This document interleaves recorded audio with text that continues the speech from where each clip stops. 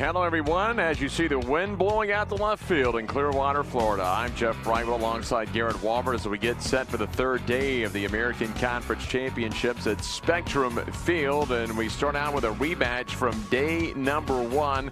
It'll be the Houston Cougars and the Tulane Green Wave, and East Carolina waiting to face the winner of this elimination game. And Garrett, shortly today, there is a potential to find out who'll be playing in the championship game, but these two teams hoping to force some extra ball games. Well, we have a chance to look at the bracket. I don't know if any other conference tournament is as far ahead as the American is right now. Jeff's right. At the end of the day, we could see both competitors for the championship game if we don't need the if necessary gains. Houston and Tulane with the rematch on this field. We'll also see USF and Wichita State. The winner of that game will try and take on UConn, who's undefeated in this tournament. The winner of today's game between the Cougars and the Green Wave trying to face another undefeated team in ECU later today here at Spectrum Field. That's the highest ranked team in this tournament right now. ECU's RPI all the way up to 13th in the country. Interesting rematch here today as Tulane jumped out early in that ball game the other day. Houston made a late surge. It just was not enough. In the meantime, let's go down to the third member of the broadcast crew, Haley Alton. We're excited to have you with us on this Thursday morning. Glad to start our day with you. Make sure to tune in on Facebook Plus today for both games taking place, Houston and Tulane, Wichita State and USF. We're going to be monitoring your comments, interacting with fans all day long, so it should be another great day here on the American Digital Network Plus, and thanks for joining us. Thank you very much, Haley. We'll check in with her as the day progresses. She'll have updates from the other bowl game as well as some trivia, and we'll check in with who's watching around the globe today. There's your three-person crew. Matt Nader, Jeff Spizak, and Mark Wangers will be the home plate umpire this morning here in Clearwater, Florida. Tulane is going to be your home team today, and the Houston Cougars will be the visiting team. Interested to see the lineup for Houston. They've got 5 underclassmen today, led off by Tyler Bielamovich, the sophomore right fielder. He's had a whale of a tournament, though. You take a look at the lineup, and this is a team that's not going to hit 300 and drop 4 home runs a game, but they generate runs, and they've shown backbone in this tournament. They've been able to come back out of the losers bracket, make it here today with a chance to qualify for the semifinals. Triolo and Lockhart in the heart of the order, but nobody's seeing the ball as well as big Joe Davis right now, the 5-hole hitter who's 4 for 8 in this tournament with 4 RBIs and a pair of home runs. He put on a show his freshman year here. In his junior year, down to 2 home runs in this tournament. The next one gives him the all-time record for the Houston Cougars. He would pass Pat Hughes, who played at 85 and 86 with 31 career home runs, and he's already hit 2, 1 each day. And so we'll keep an eye on Big Joe as we go along. Some cloudy skies out here as we get set to begin. Taking a look at the weather, it's about 78 degrees, and again that wind blowing out to left field at about 8 to 10 miles an hour today. So as it has in all but one game, and that was the night game last night, the wind's gone out to left field. It did take the shift to right field last night. It's been a right-handed hitters type of tournament as far as the power numbers. The left-handers, due to the wind, have not been able to get on the home run action yet.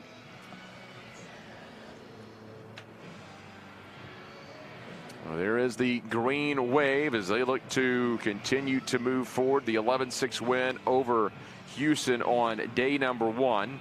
A 6-5 loss to ECU yesterday forced them into this ball game. Let's take a look at the Green Wave defense as Tulane will take the field. Glancy, Witherspoon, and Johnson in the outfield. Hosey, Gazzo, and Artigues up the middle with Jensen at first base. A.C. Owen behind the plate. He's had a nice tournament so far.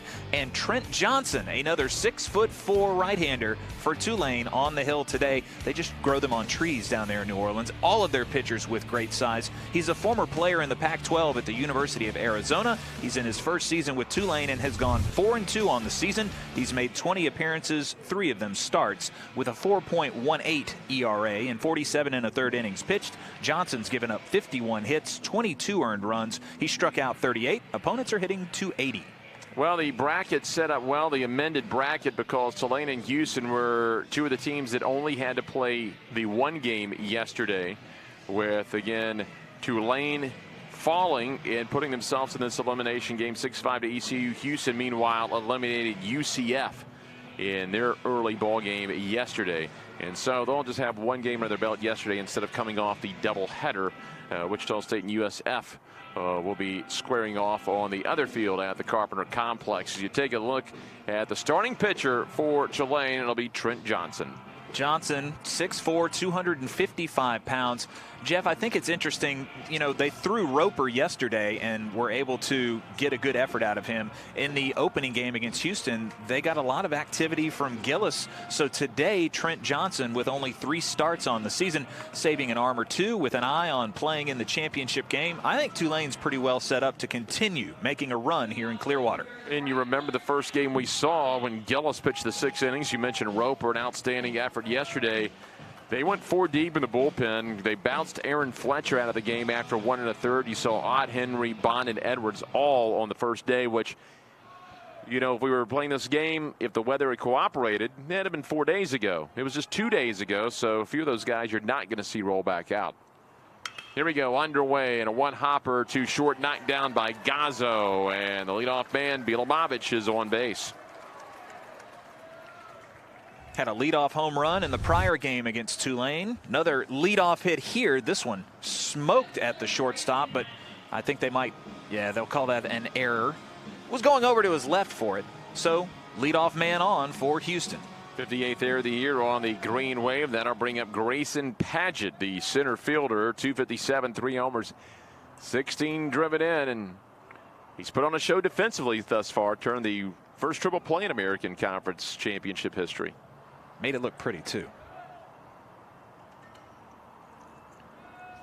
So Johnson sets Bilomovich over at first base. Bilomovich with 4 steals. He's been caught 5 times. The first pitch will be a little bit low for a ball. Houston as a club, 79 steals as usual. Not only do they hit well, traditionally, it doesn't matter which coach it's been, they do like to get out and run. Popped it up, shallow left field. This one may fall in, and it will. And Houston has something going early here on Thursday morning, 1st and 2nd, with nobody out.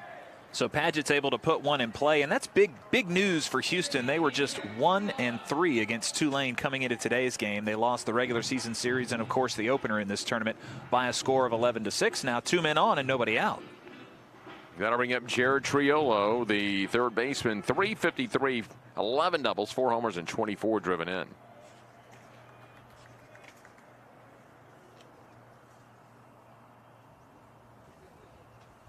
First pitch up and in to Triolo. Triolo, a 284 hitter with runners in scoring position. 357 with runners on base.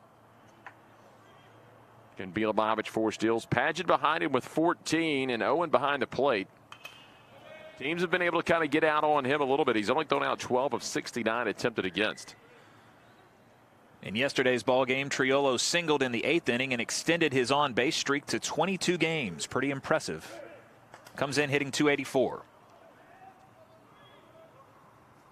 1-1 check swing, and it's a strike call on the outside.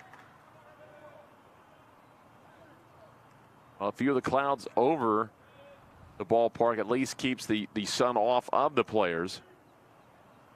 Keeps it relatively comfortable out here. It was sunny all day yesterday. It was warm out here at the ballpark. 1-2, but time was called, so that will be a no pitch.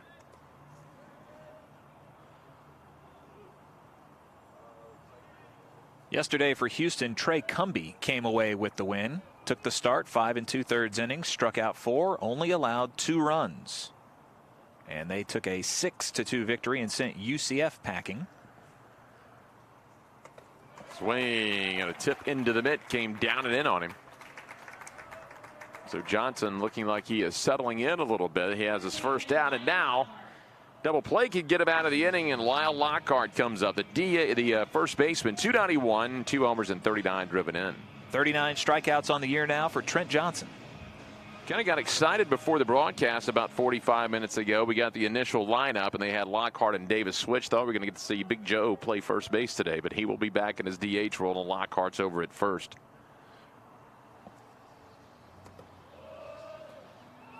Up and in, 1-0 on Lockhart, who hits 291. Again, 2 homers, 39 driven in, but he's second on the team with 16 doubles.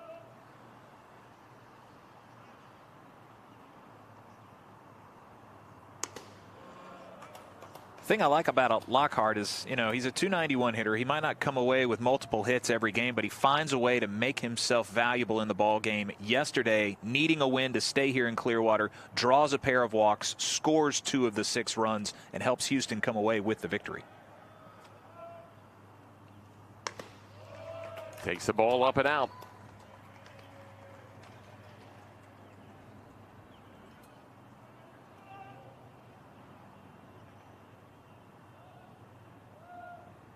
And the Cougars with a 6-2 win yesterday after falling 11-6 to the Green Wave. And big Joe Davis is going to have a big opportunity here as he takes the walk and the bases are loaded. And nowhere to put him. Well, Davis has racked up the RBIs so far in this tournament. 2 home runs in 2 days, now has 9 on the season. He's 4 for 8, batting .500 in Clearwater. And as you see, he's tied for first all time in home runs at Houston.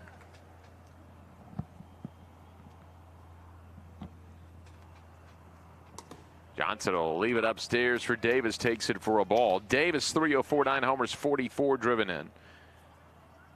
54th game, 54th start of the year. Down and away. He's done a really nice job over his career to become more of a, not just a power guy that's going to launch home runs, but a hitter. At 304, he only has 33 strikeouts this year and over 200 plate appearances. He's racked up a lot of hardware in the American. Swing and a miss, going for it there. Johnson's offering 91 miles an hour there. 2016, he was the conference freshman of the year. He's been an all-conference selection all 3 seasons for the Cougars. This year, earning second team honors as the conference DH. 3-1, hitters count. He's going to be sitting on it here.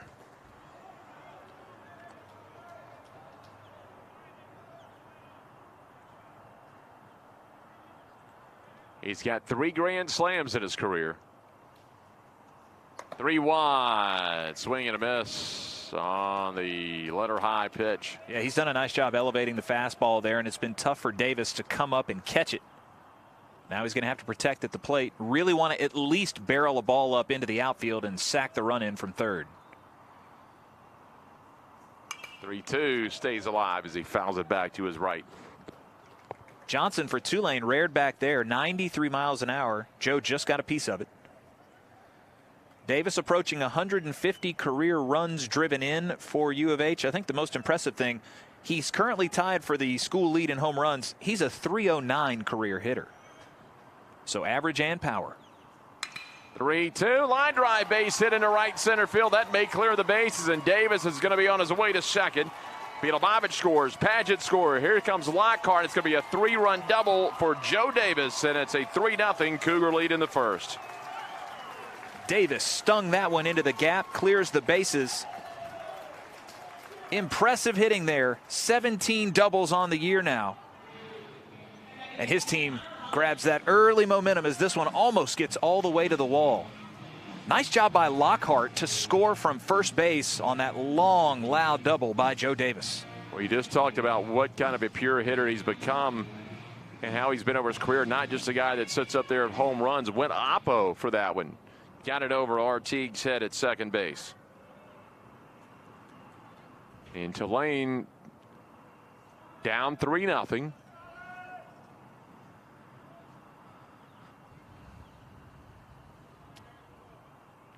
And here is Connor Hollis. Hollis 286, 17 doubles. He is the leader in doubles on the Cougar Ball Club. Up and out, has a pair of home runs, 21 driven in.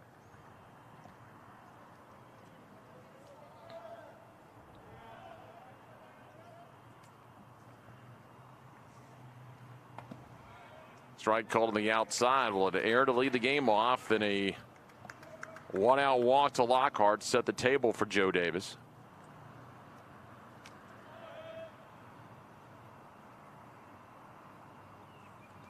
In the dirt is Owen, able to keep it out in front. Davis standing off second now with 7 runs driven in this tournament in 3 games. Tulane will be able to answer that, though. Grant Witherspoon, ace up their sleeve. He's already got 6 runs driven in. Hadn't come to the plate yet.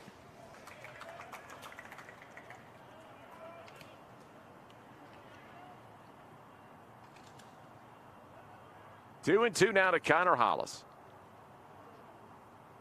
Well, 3 games for Joe Davis. He's done something big in all 3. Homered in the first 2. 3 RBI already in this one. Called strike 3 on the inside, and there's 2 outs. Huge pitch there by Johnson to come back after the sweet swing by Joe Davis. Let's see if he can end the inning here against Cooper Coldiron. Coldiron, the senior, 183, a home run and 35 driven in. Coldiron was 1 for 3 yesterday at Robin Roberts Field, keeping the Cougars season alive. Had an RBI as well. First pitch going to be just down and out on Coldiron. Etzel is on deck, a .228 hitter. Coldiron .227 with runners in scoring position. 3 runs big, especially for Ryan Randall, the junior who's getting his 12th start of the year. He'll come out with a 3-run lead to start the ball game off. Big is the theme, 6'7". Can't wait to see the big man pitch here in Clearwater. 1-1, strike called. Johnson on the outside corner at 90 miles an hour.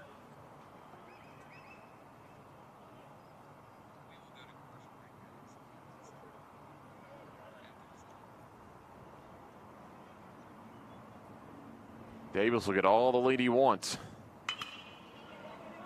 Into right center field. Long way to go. That's going to drop in, and Davis is going to score. Here comes the throw, a little bit closer than initially thought. But Davis rambles home as Coldiron gets the 2-out RBI single, and it's 4-0 Houston. Nice job by the third base coach, Ryan Schatzberger of Houston. He was waving Davis around all the way. He saw that ball well, knew it was going to drop, and now it's a 4-0 ball game. Well, Davis, as he looked around third, thought he had it all the way, had to pick it up a little bit there the last 30 feet. Landon Etzel, the sophomore, hitting .228, 3 homers, 11 runs batted in. Not a bad start for Joe Davis. A double, 3 RBI, and a run scored. It's usually a ball game for you. He's done it in the first. Well, I think it'd be fair to say a tough start for Johnson. The first batter he faces, reaches on an error, gives up a walk to Lockhart. They both come around to score on him. If those are erased, you're only looking at a 1-0 ball game, and you're out of the inning. Strike call on the outside now, 1-1.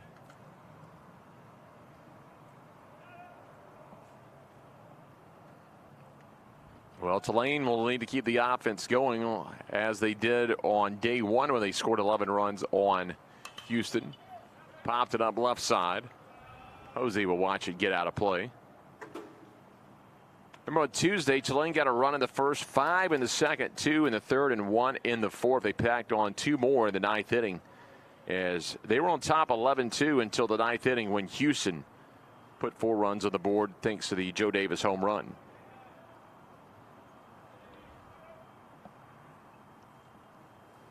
One-two, swing and a miss, struck him out.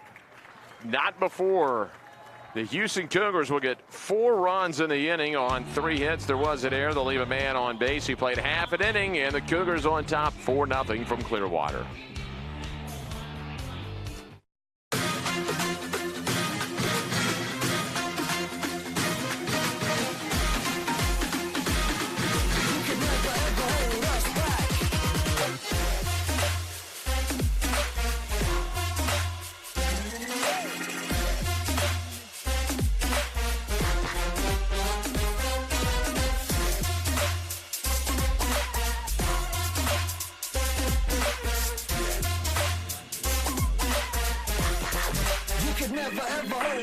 Oh, that ball is hit deep, left field, way back. That ball is gone. Double play ball potentially striking Stalls over to first. In time, double play, and that ends the game.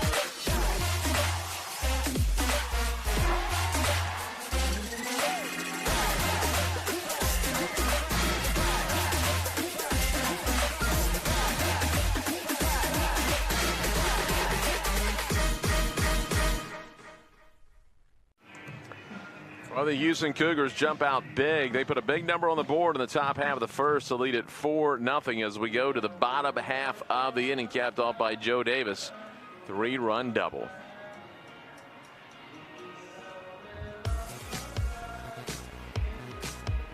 Now, Tulane put some runs on the board to this lineup the other day. Absolutely. They're second in the conference in doubles. They've mashed 48 home runs on the year. Artigues, Witherspoon, and Jensen to lead it off. Matthews, Hosey, and Glancy through the middle. Johnson, Gazzo, and Owen round out year 1 through 9.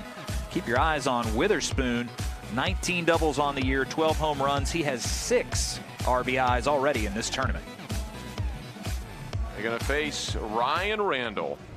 Randall, 6'7", 195 pounds. He's a California native.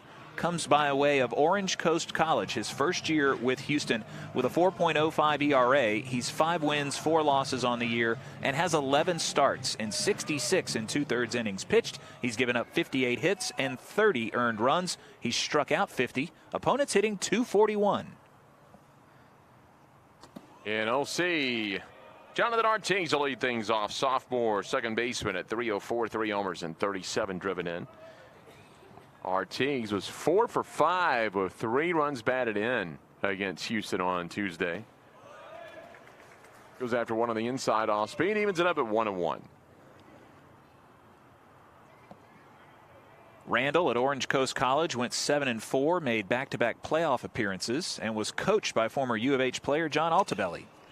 Popped it up in the right field. Beetle comes in, and there's 1 away. So 1 up and 1 down for Randall as Beetle makes the play defensively. Randall on the hill, Lovelace behind the play. Lockhart at first, Hollis at second. Cold Iron at short, Trillo at third. In the outfield from left to right, it'll be Etzel, Paget, and Beetle. Here's Grant Witherspoon, the junior center fielder. 327, 12 homers, 52 driven in. Also leads the team with 19 doubles.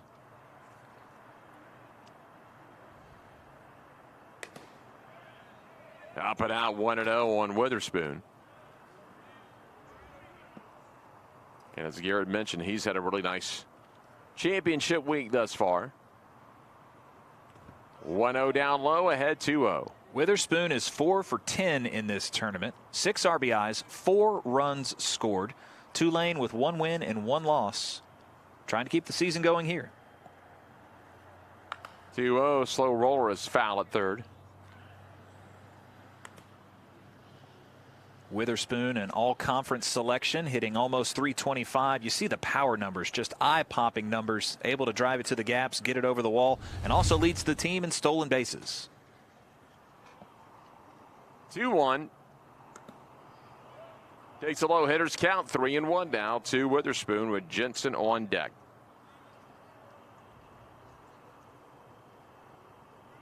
Witherspoon actually the only all-conference selection for Tulane and Coach Jewett. Rips that one foul. Rattles it around the tarp. So Houston started off the tournament through Fletcher. He only went an inning and a third yesterday. Trey Cumbie, today Ryan Randall. You take a look at what they might have left. Whoever would advance in this game and take on undefeated ECU. Fouls it out of play. Fletcher only threw 46 pitches, so depending on when a potential championship game would be played, you could see Fletcher come back, whether a starter, more likely a reliever if it's not going to be on Sunday, but you could get him out of the bullpen for a little bit. We saw a short appearance by Henry Carter. He's thrown 45 innings on the year. 3-2, and he hits a bomb, but it's foul. Don't throw that one again. Joey Polito's thrown 42 innings on the year. He's 4-2 with an ERA just over 3. Could be a good opportunity to eat some innings. And Brayson Herdsman's thrown 47 innings and made 6 starts. So options for Coach Whitting, should they advance. 3-2. They're going to have to play. If Houston wants to get back to this championship game, they're going to have to end up playing 3 games, including this one. If they hold on and beat Tulane, they still have to beat ECU twice. Change up, swing and a miss. So 2 away as he got Witherspoon way out in front of that one. Boy, that one just fell off a table. Nice pitch by the 6'7" right-hander there. Witherspoon accidentally had his back come around and hit the catcher in the back of the head. He was saying sorry there, not looking back with any malice. Trevor Jensen, the junior first baseman, 302, 9 homers, 34 RBI. First pitch is going to come down and out. Jensen in the original game against Houston, 2 for 4, 2 RBIs, 2 runs scored. They do have Edsel back in left field. Swing and a miss. Off speed on the inside.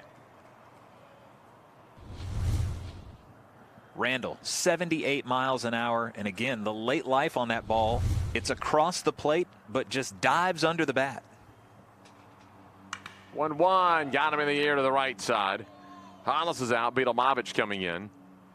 Hollis will take it. That'll end the inning. A quick 1-2-3 inning for Randall. No runs, no hits, no errors, nobody left on base. We played 1 complete inning here in Clearwater. Houston hanging on to that 4-0 lead as we get ready to go to the second. But first of all, let's go back downstairs to Haley Outen.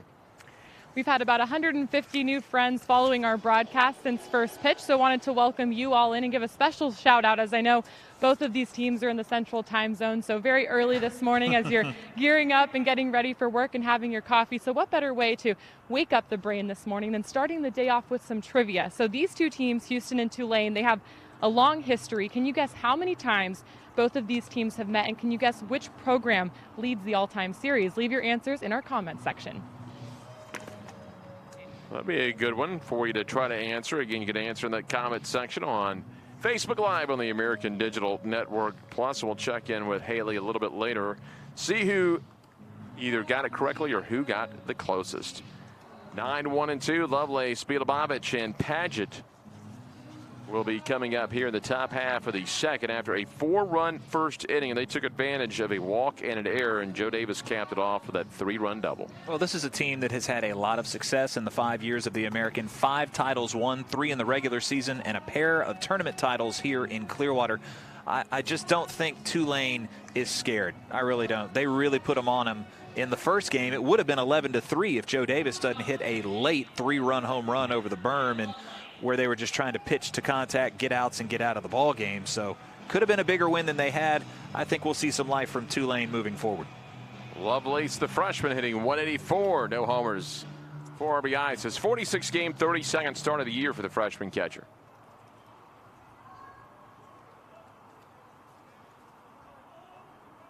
Here Johnson wanting a little bit better start, even though it really wasn't his doing an inning ago. Induced a ground ball by Beetlemovich. Gazzo just had it kick off his glove.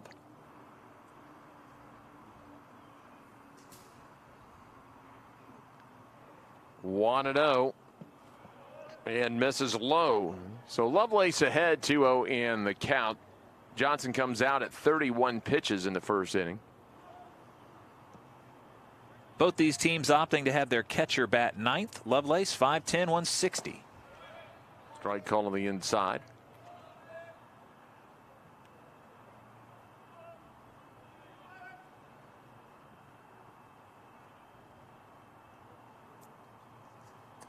Two 2-1 slider, and Lovelace has a hitter's count.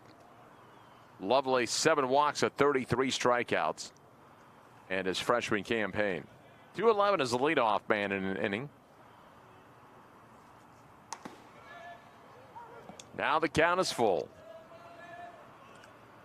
Came into the game hitting just 184, but he's actually raised his average. He's gone 3 for 7 in this tournament, scored a run in the first 2 games. And he'll draw the leadoff walk. That is going to be Lovelace's 8th walk of the year. Second inning in a row, Houston gets the leadoff man on with a freebie an error an inning ago. Now a walk here in the second. Lovelace draws the second walk of the game. Lockhart got the first back in the first, and that'll flip the lineup over for Beetlemovich. That'll be Beetlemovich in right field today, the sophomore.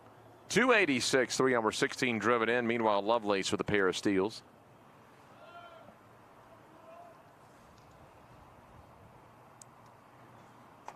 Waits on that one, in there for a called strike at 77.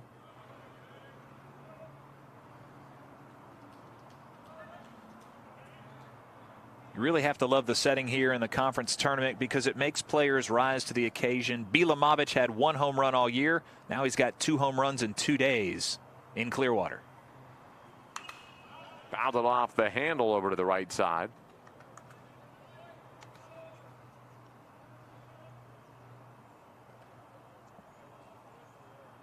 Tyler went 1 for 5 yesterday. His only hit, a home run, drove in a pair. Had the leadoff home run against Tulane in Game 1.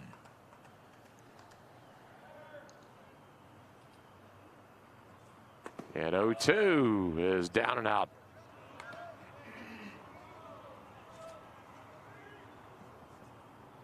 So waits to the pitch there. Couldn't get Bilomovich to chase after it. Tulane this year's turned 44 double plays. Houston has hit into 35. And that is the hope of Johnson. Just missed. Hitters count, or rather evens it up at 2-2.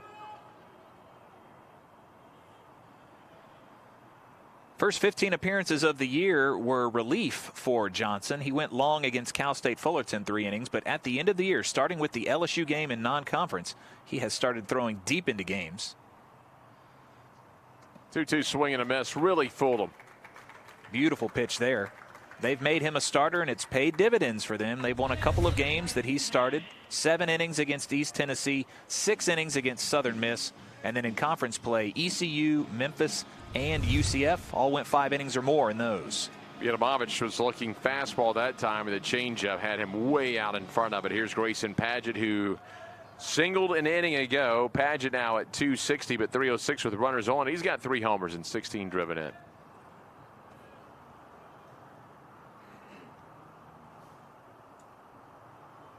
There goes the runner, and he got a huge jump, but a line drive to center field, and Witherspoon will make the catch. Long throw back to first, not in time, but they were trying to execute the hit and run, and Padgett hit it hard, but lines out to Witherspoon. Well, that's the MO for Houston. Sack guys over, hit and run, be aggressive on the base paths. Nice placement there by the Tulane center fielder to make the play and send him scampering back to first. Jared Triolo coming up now at 351. 11 doubles, 4 homers. He's driven in 24. So Lovelace still at first after the leadoff walk.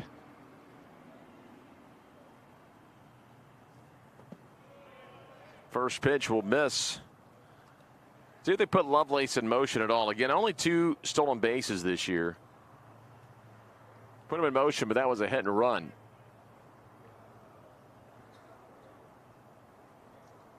1-0 line drive to short.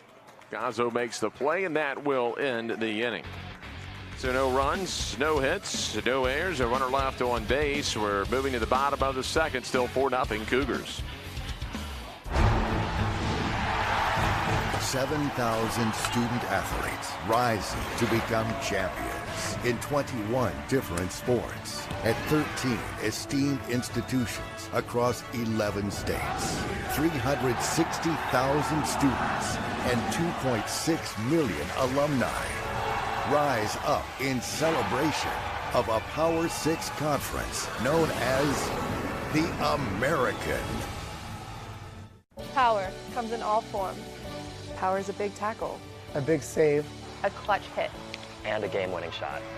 Power is also standing up for what is right. Power is respecting an opponent, officials, student athletes, coaches, and team representatives. Power is not tolerating racial or ethnic comments, profanities, or other improper actions while at the game. Be American. Power. Power. Power. Power for life.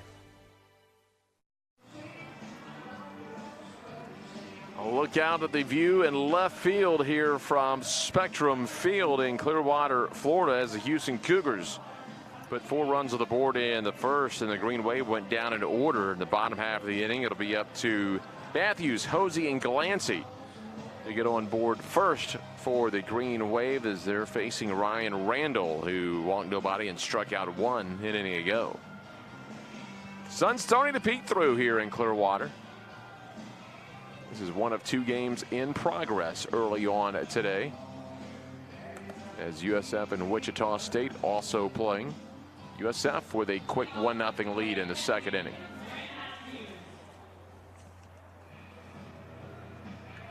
Here we go. Here's Grant Matthews, a sophomore, 354, 4 homers. He's brought in 18 runs this year.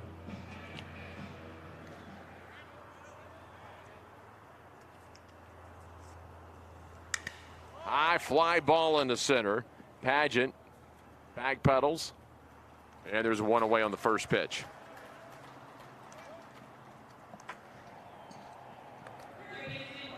Well, aggressive going after the first pitch, but got up under it, and that'll bring up Cody Hosey. Hosey, the sophomore, 286, 13 doubles. He's one of 5 players in the Green Wave order with double-digit doubles. They have 118 on the season.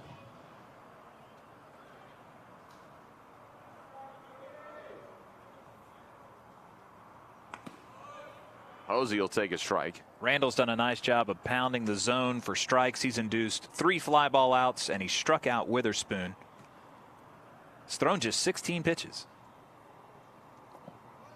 Misses on that one, down and in to even things up. Lancey on deck, who made a really nice play, a diving catch on Tuesday against the Cougars.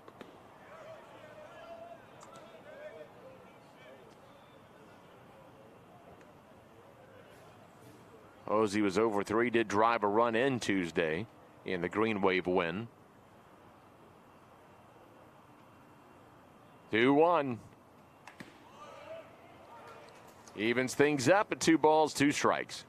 Hosey, an Indiana native, 6'3", 194 pounds in his sophomore season. We'll see him eyeball this one on the outside part of the plate. And that one looked good from Randall. Hosey steps out, now he's good to go. Randall winds and delivers. Pulled foul.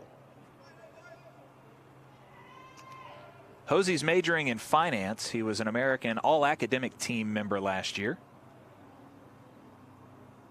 Got in the field a lot too. 32 starts as a freshman, 17 at shortstop. They kind of moved him around the infield, 13 at third base, and also a couple at DH.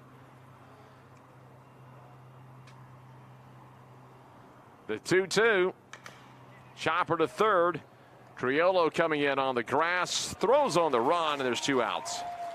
Wow, that was textbook. Charges the ball, quick release over to first base, got the runner. Made this one look easy. Great stab, and over in plenty of time to Lockhart. Kevin Romas is on a plane from Houston to Kansas City, then on to Boston, rooting for his Cougars, and he's watching on the American Digital Network Plus. Sir, we're going to have to ask you to turn off your phone. Obviously not in airplane mode. You'll get no peanuts and no drinks if you don't turn off your phone. Luke Glancy, the left fielder.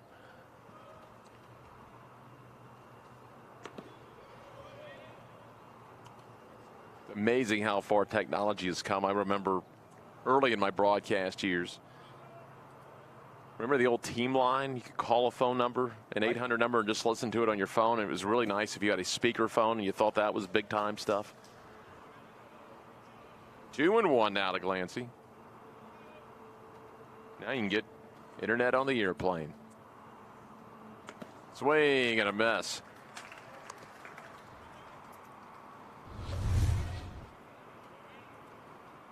Glancy, the left fielder, went 0 for 5 in the opener against Houston, but made 4 putouts. Round ball, it's fair at first. Nice job going into foul territory by Lockhart, and Randall covers the bag for another 1-2-3 inning. No runs, no hits, no errors, nobody left on base. We have played 2 complete innings here in Clearwater. And again, Houston leading it by a score of 4-0, and still looking for someone to have the correct answer on the trivia question. But let's check in with Haley Outen. We realize people are waking up, probably driving to work. It's early in the Central Time Zone. It's early here, so we appreciate those that are tuning in. We continue to gain viewers and followers. But Garrett, I know you're interested in the answer, but I don't want to give it to you. I want to give these fans a chance to answer this question. So these 2 teams, they're not too far from each other, Houston and Tulane. We want to know how many times they met and which program holds the lead in the all-time series. So if you think you have a good guess, leave it in our comments section so we can let you know. Yeah, that's an easy drive nowadays on I-10, about 6 hours apart between Houston and the Big Easy, and you would assume these guys are playing in maybe in the 60s and 70s on tilt. Well, they played together in Conference USA for several years.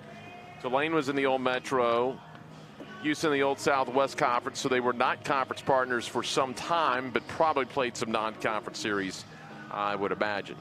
Around the states and around the world, we hear from Colin Murray. Interesting, he's from Emerald Isle, North Carolina. He's kind of doing some scouting for ECU. He's a Pirate fan, just wants to see who the Pirates will play. Lyle Lockhart, Friendswood, Texas, says go Cougs. Ash Arnett, he's at work, so have your volume down a little bit so your boss doesn't hear us talking about you. He's in Houston. And Juliet Mastro-Totoro in Worcester, Mass. is a Tulane fan saying roll wave all the way from Massachusetts. Very nice. I'm sure they'll that ECU fan will forward that scouting report next. 4-0, we go to the third inning. Lyle Lockhart drew a walk and he would score on the 3-run double by Joe Davis.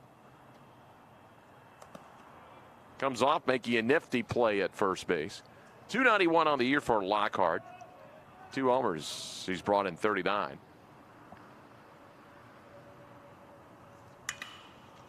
Well hit ball to center. That'll send Witherspoon back. But he runs out of room where there's one away. Wind's not helping much either. It's been blowing in since we started the morning through right field into center, so it helped knock that one down just a little bit.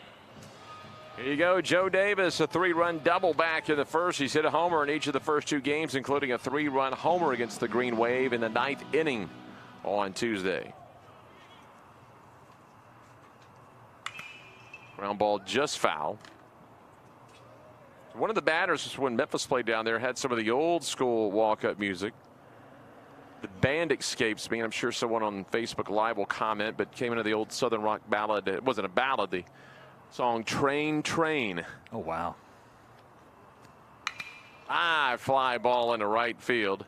Johnson had trouble picking it up initially, but he was playing deep enough. He just comes in a few steps, and there's 2 away. Scary moment there for Ty Johnson, who did not follow that ball off the bat, and it's tough right now with that kind of blue sky, white clouds. You see him redirect. He was positioned pretty well to make the play, thankfully, and that's the second out of the inning. Well, one thing you know on the scouting report, just play deep when Joe Davis comes up, and you should be safe. Here's Connor Hollis, who struck out looking in the first.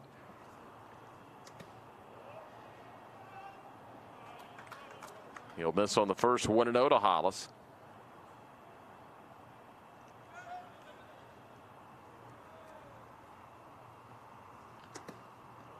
Two and 0 as he stays up and in.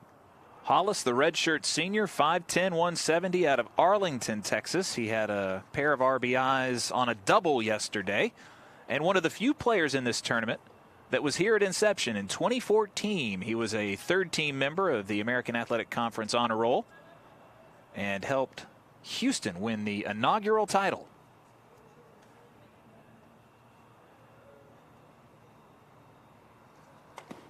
Inside for the called strike, now 2-1. He's going to have a nice little trophy case when his career at U of H is done. Already 5 conference titles. They've won back-to-back regular season crowns. Fouls it off. Now 2-2. That 2014 season, again, the Cougars won the title here, were shipped to Baton Rouge for the LSU Regional as the 2 seed and shocked LSU. That tournament didn't even need to go extras. They beat LSU in the very first regional championship game. There was no if necessary. And shocked the Tigers at the box. Off the handle. It's going to be a tough play for Jensen as he slams into the tarp. He's okay. And if things might have been a little bit different, maybe if they would have gotten the host and the Texas Longhorns and Augie Garrido near the end of his career would have come to them, might have been a trip to the College World Series. Jensen a little frustrated there, thought he had it.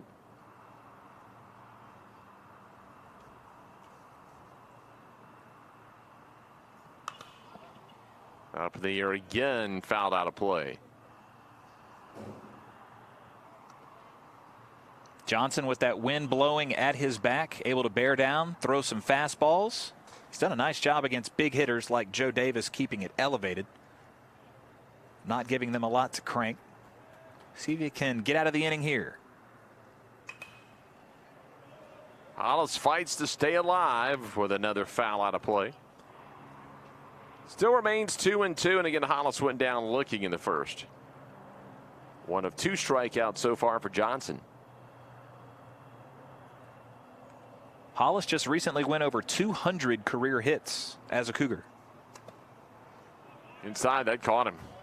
So he's hit by a pitch with 2 outs. Before that, Johnson retired 5 straight. And here is Cooper Coldiron. He had the 2-out RBI single that brought in Joe Davis in the first. 7th Cougar to reach base in 2+ innings against Johnson.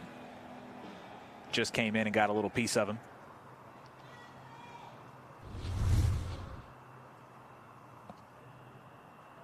Hollis with 5 steals this season.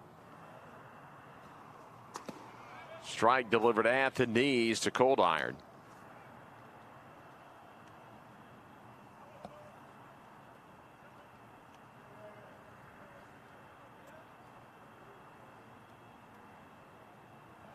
Goes over to first. Hollis back standing up.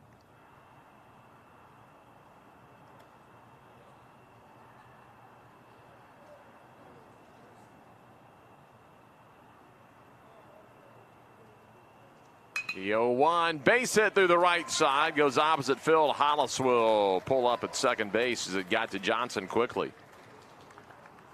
Second hit for Cooper Coldiron. Talented player, drafted at the end of last year in the 39th round by the Chicago Cubs. Elected to come back for his senior season at U of H. I know they're glad to have him. Got to bring up Landon Etzel, the left fielder. The sophomore struck out in the first.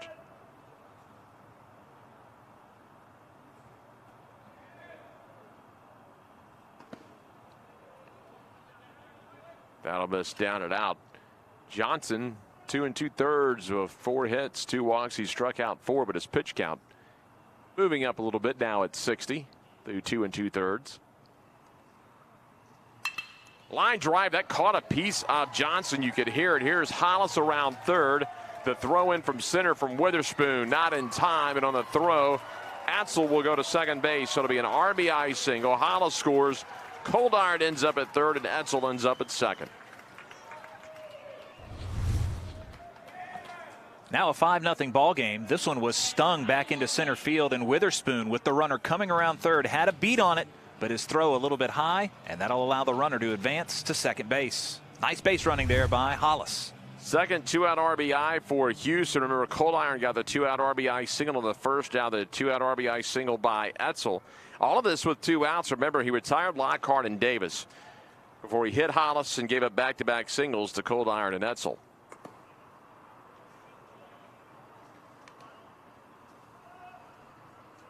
It'll stay high on Lovelace. Big hit, too, because it brings your 9-hole hitter to the plate.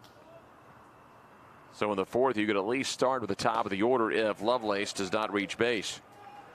Johnson for Tulane has pitched 2 2/3 innings, and every Cougar has reached base against him except for Jared Triolo.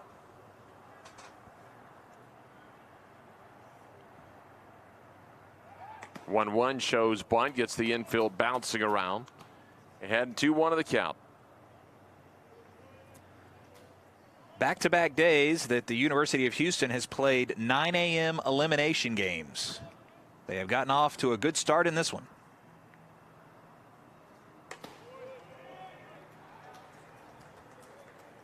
Hitters count for Lovelace. 184 on the year, 225 with 2 outs in an inning.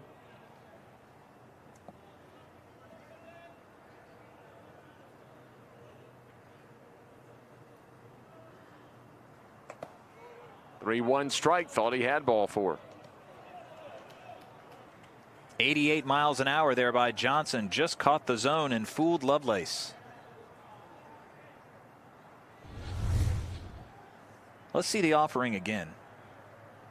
It came across the plate, and the home plate umpire liked it. Sends it out of play to right field. Similar placement there. Lovelace does a nice job of just fighting that one off. He's looking for something to drive.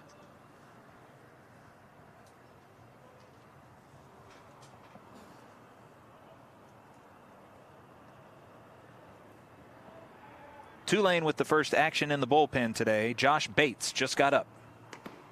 3-2, just missed. That's the 4th Cougar to reach with 2 outs in the inning. Now the base is loaded as we go back to Tyler Beatomovich, who's over 2. Third walk issued by Johnson. Just missed the zone there. And the bases loaded for the second time today for U of H. Bilomovich, 283, 3 homers, 16 driven in. He did reach on an error in the first when he grounded it to short. Or they could really open this game up with a base hit here or another Bilomovich home run.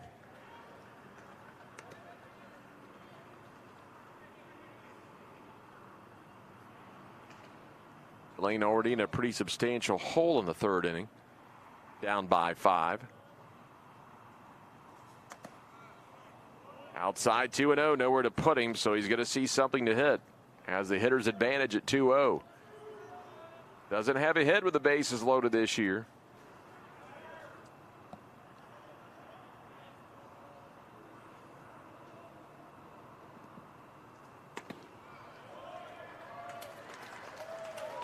Cooper Coldiron over at third base has done it several times during Johnson's delivery to the plate. He's stunted towards home. He's only picked up about 10 feet on these stunts, but with that right-handed pitcher, you know he's catching his attention in his delivery.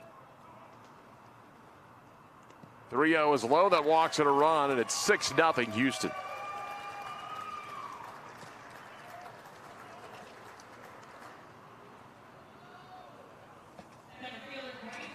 See if that prompts a meeting. No one out yet. But Coach Jewett on the top step, though, but no one coming out of the dugout, where the Grayson Pageant being the 8th Cougar to come to the plate this inning. Johnson, in 20 appearances this year for the Green Wave, had not surrendered a lot of free passes. He's given up 4 walks here today and also hit a batter.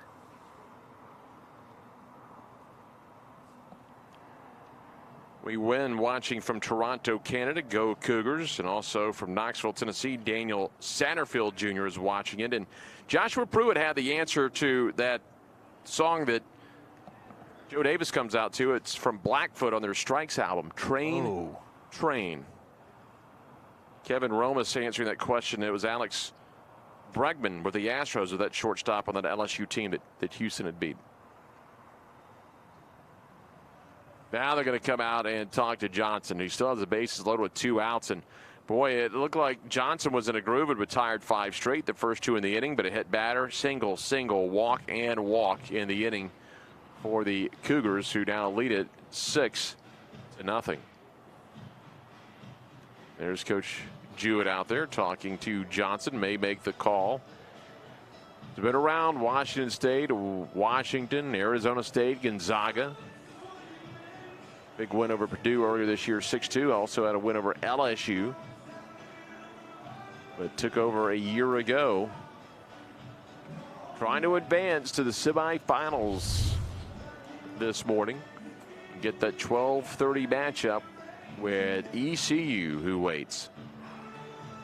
Jewett, of course, the associate head coach at Vanderbilt under veteran and Hall of Famer to be Tim Corbin, part of a national championship team in Omaha. Made back-to-back appearances in the championship series. Had a chance to beat Virginia that second year and maybe win back-to-back titles. Couldn't quite get it done. This is his second season at Tulane, and they're going to bring the new player into the ball game. It looks like Josh Bates, our new pitcher, coming in.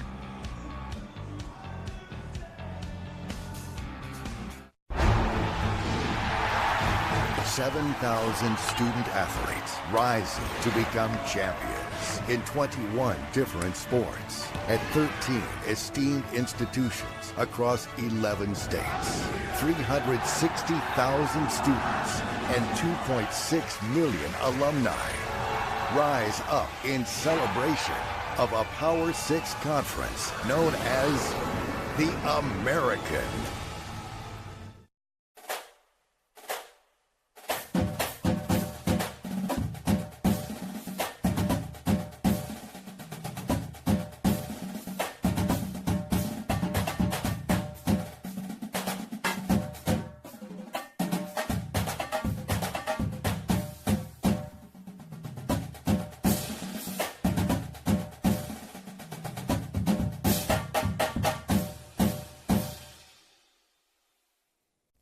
When it comes to learning at Tulane University, there are no boundaries.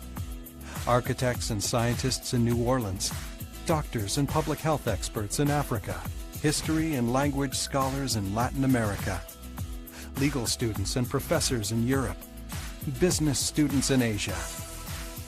Tulanians are all over the globe, and the world is their oyster. We've got that and a lot more right here at Tulane University. Well, they're in the bullpen early in this one in the third with Houston up 6-0. They have the bases loaded with 2 outs, and Josh Bates will come in relief. The 6'1" freshman has been a stud starter this year for Coach Jewett. 10 starts, and he could pair for some long relief here. 46 innings pitched, 41 hits, 28 walks, 34 strikeouts. Opponents are hitting less than250 against him. Josh on the year is 2-2 with a 4.5 ERA as a rookie out of Orlando, Florida. Johnson just went 2 1/3. We'll give you his numbers in a moment, but let's head down to the field with Haley Outen. I think people are waking up. The coffee is kicking in. We're getting a ton of answers to our trivia questions. So wanted to give a shout out to Ian Odom, who I believe was our first guest by guessing Houston, and they do lead the all-time series. But then we had some guesses on the record, a lot of 47 and 39s. According to the Tulane game notes, we have 47-38. Houston leads the all-time series. So some good guesses, and shout out to Joseph Duarte, our friend from the Houston Chronicle, for chiming in too. All right. Keeping up with his Cougars. Again, Johnson 2 2/3, 5 hits, 6 runs, 4 earned, 4 walks, 4 strikeouts, 72 pitches in 2 2/3 of an inning. Only 39 strikes. First pitch is fouled off. I grew up in Houston, and that is a fantastic sports page that the Chronicle has. And still go to chron.com all the time to see what's happening in the old Bayou City. 6-0, and Paget could blow this game wide open with another base hit. Strike at the letters. He's down 0-2. He singled in the first, lined out hard to center in the second. So Haley gave you the numbers on the all-time series between Houston and Tulane. Coach Whitting is 19-15 all-time, including the loss that they absorbed in the opener here in Clearwater.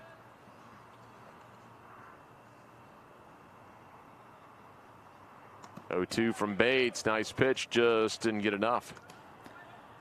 Bates comes from a powerhouse program down the road in Orlando at Bishop Moore Catholic High School. He pitched and played outfield for the Hornets and was a team captain. And oh yeah, tossed back-to-back no-hitters as a junior. 1-2 outside. He thought the first one was so much fun, he thought he'd do it again. I just throw no-hitters every time. This is a huge problem. You know, you bring a freshman in with the bases loaded, and he looks pretty calm and collected out there. Next level pitcher for Tulane.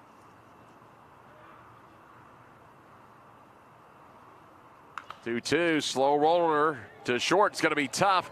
Gazzo will have no play, and another run comes in. Another 2-out RBI for the Houston Cougars, and that's going to be their 4th 2-out RBI of the game.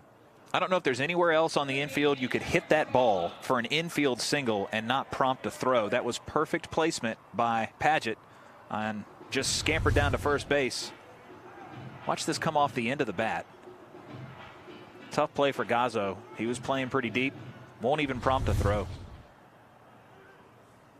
Triolo trying to extend a 22-game one-base streak. Right now, the only Cougar yet to reach base. Tipped it into the mid of Owen. He struck out of the first, line to short to end the second inning.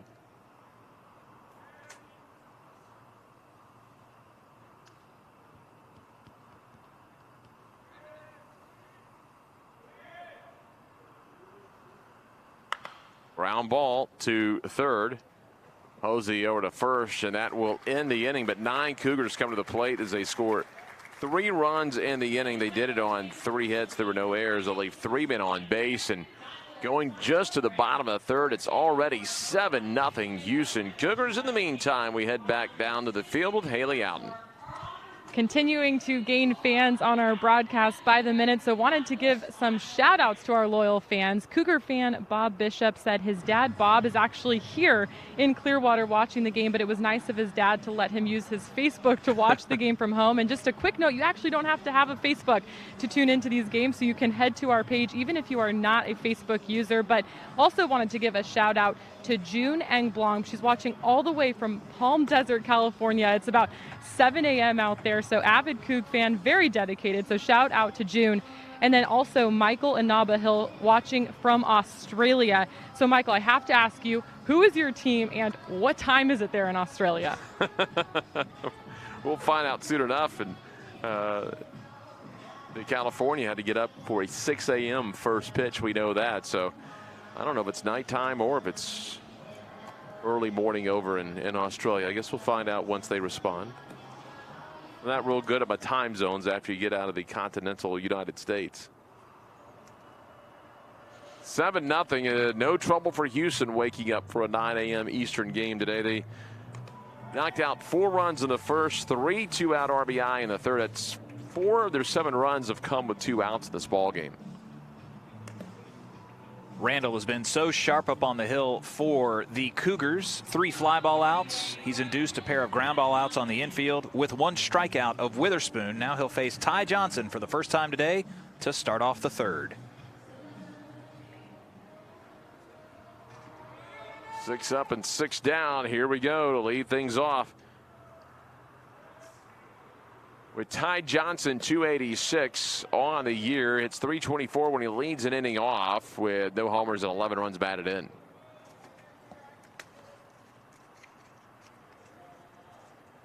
Pitch from Randall. Swing and a miss off speed, now 1-1. Johnson was arguably the player of the game in the first matchup against Houston. 3 singles, 3 runs scored, and helped the Green Wave power past the Cougars. 1-1 up and out.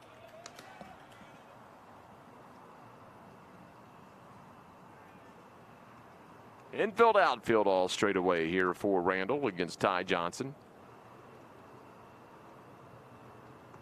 Swing and a miss. Came in, dropped it down to 77.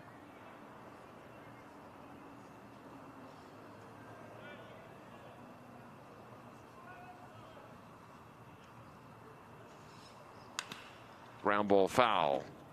That one right past Haley over the third base side. Be heads up down there. Did you bring your mitt to Clearwater?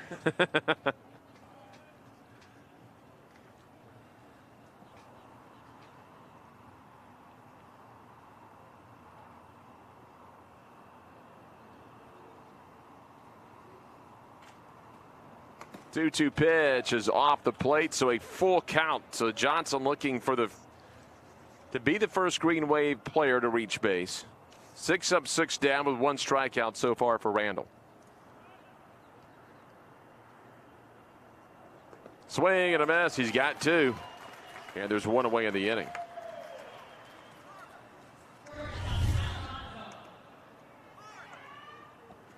Two strikeouts in the ball game now for Randall. Gazzo trying to break through here. Third base umpire wants to come in and talk with the crew chief. Well, he called timeout quickly and signaled down to Mark Wagers to come down. Not sure what the timeout is for, but here comes Todd Whitting.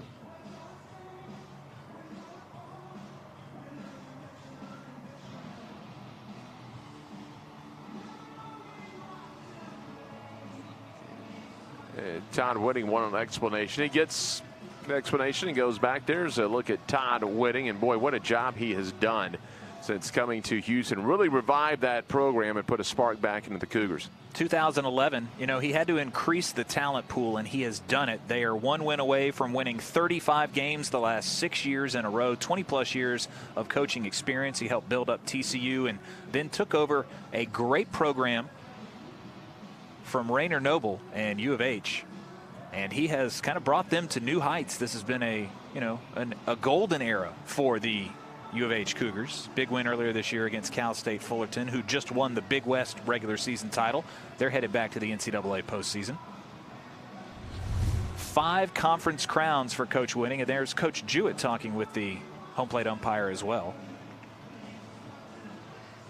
Tough for us up here to know what they're specifically talking about. My guess, maybe a little barking out of each dugout between the players, and that is just a guess. You know, Rayner did a really nice job at Houston. It kind of run its course. It was probably time for the change, but Rayner, when he had it going, Houston really played very well. But Todd Whitting Here's a bunt, third base side, a tough play and a tremendous bunt, and Sal Gazzo will be the first Green Wave batter to reach base. That'll bring up A.C. Owen, a 200 hitter with a pair of home runs. 3 super regional appearances under Rainer Noble. Double-digit NCAA regionals. And regionals used to be a little bit different. You know, you used to pack them full of 6 teams, and it was game after game, and those championship games really determined who was the best team in the country. Well, the old 48-team NCAA field. And he dumps it into center field, so back-to-back singles for the Green Wave, and Tulane for the first time today has something going. Well, Randall had set down 7 in a row, but these back-to-back hits by Gazzo and Owen have given some life to the Green Wave. And only 1 out in the inning. You know, really like the format change of the NCAA. They expanded to 64. They have the 14 pods now. You keep the best teams in it through the super regionals. Remember the old 48-team format? You'd have a lot of 50-win teams not going to Omaha. You'd have a couple regionals of 2 or 3 50-win ball clubs. Yep. And not only has it been so successful in baseball, they've spread it to softball. It's actually going to gymnastics. They're going to have regionals and super regionals and home host sites in gymnastics next year. So a format that has paid dividends for the NCAA. Also increased the exposure to your TV, your online package to watching college baseball. And it kind of fits the format of the World Series. You play that pot in the regionals, then you go to the 3-game series in the super regionals, and that's what you're going to see once you get to Omaha. You'll play your pod, then hopefully, if you do well enough, play that 3-game series. Artigues with a great game to open up against Houston. Went 4 for 5 with 3 runs driven in.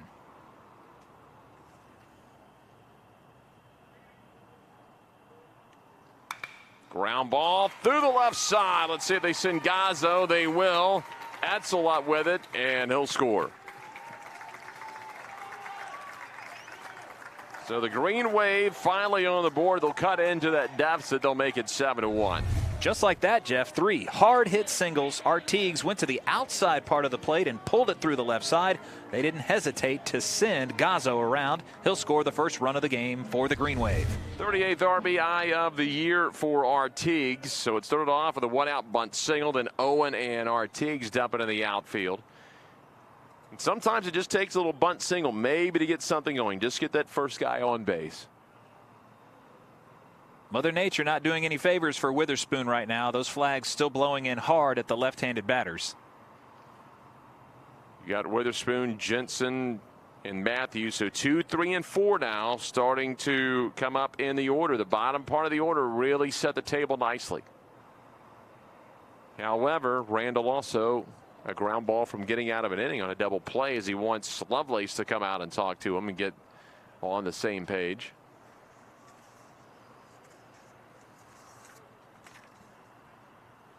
Houston very adept at not grounding into double plays, just 34 on the year.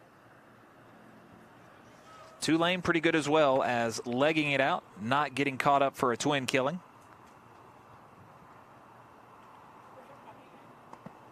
That one will be down and out. Both teams in the low 30s in that statistic.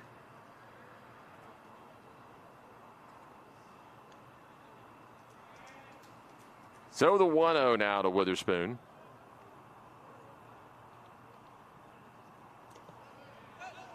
Well, and Lovelace can't find it, but it's not far enough away and down by 6 runs. ACO and not going to take a chance. He could have gambled and he would have won, but you know the ball was only 4 or 5 feet away from him. It's the worst spot in the world for the ball to be for a catcher. All you hear is all your teammates screaming, "It's there, there." Where's there? You can't hear the one guy. The one guy that should yell the loudest is the guy yelling, "Look down." Not like the umpire is going to help you. Right.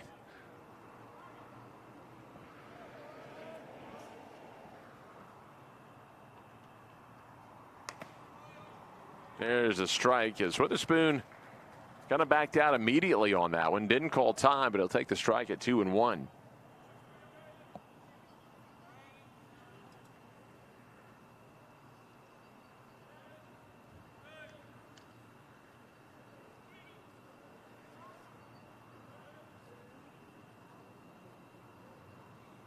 Randall's delivery up and in, got him to chase it.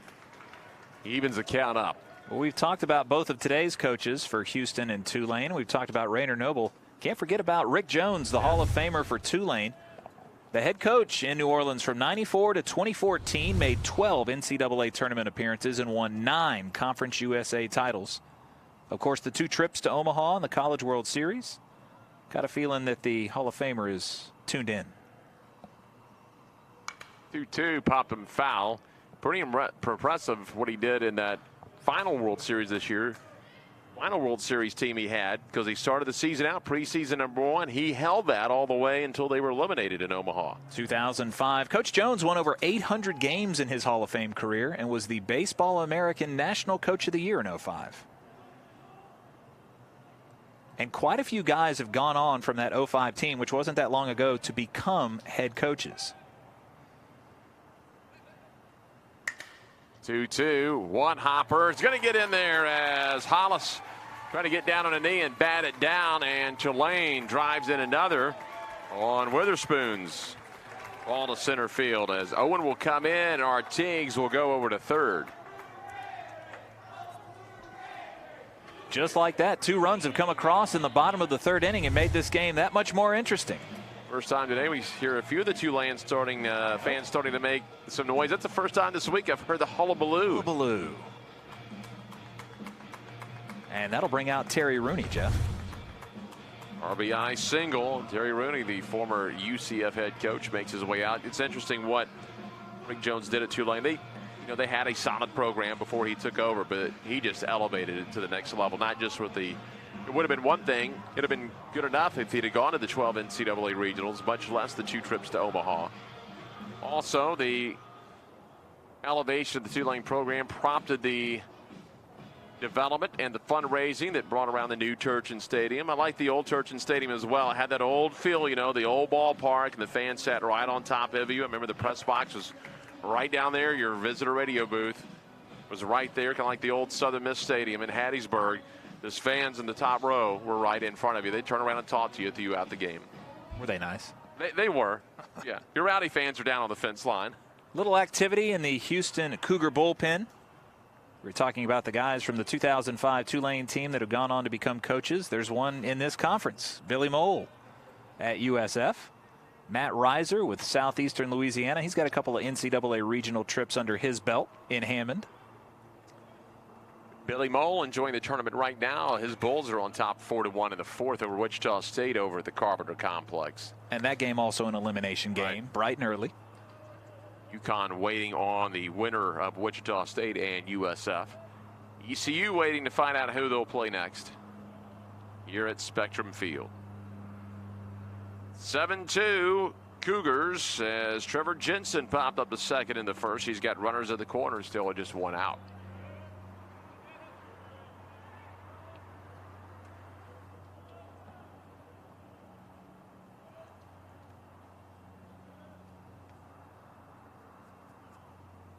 The 0-1 is low.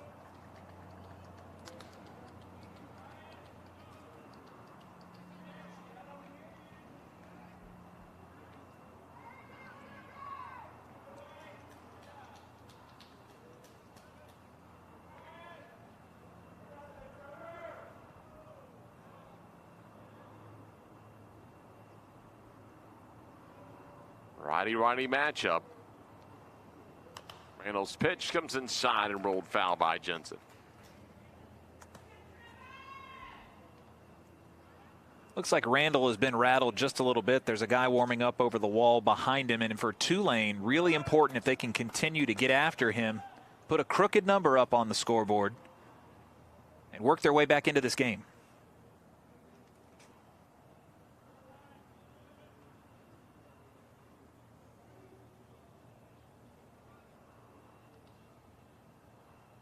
Randall comes off the rubber, looks both runners back. We'd really love that double play, but again, Tulane would like to scratch out just one more run in this inning, close it to a 4-run gap. But the difference right now are the 4 2-out runs that Houston has.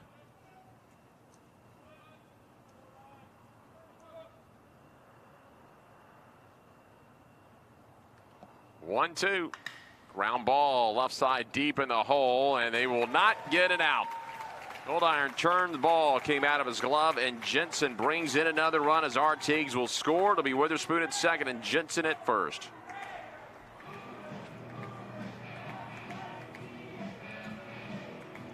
Looks like the trainer's going to head out, and I think it's Witherspoon came into second. Well, that's an important third run. Keeps the inning alive, pulls it within 4.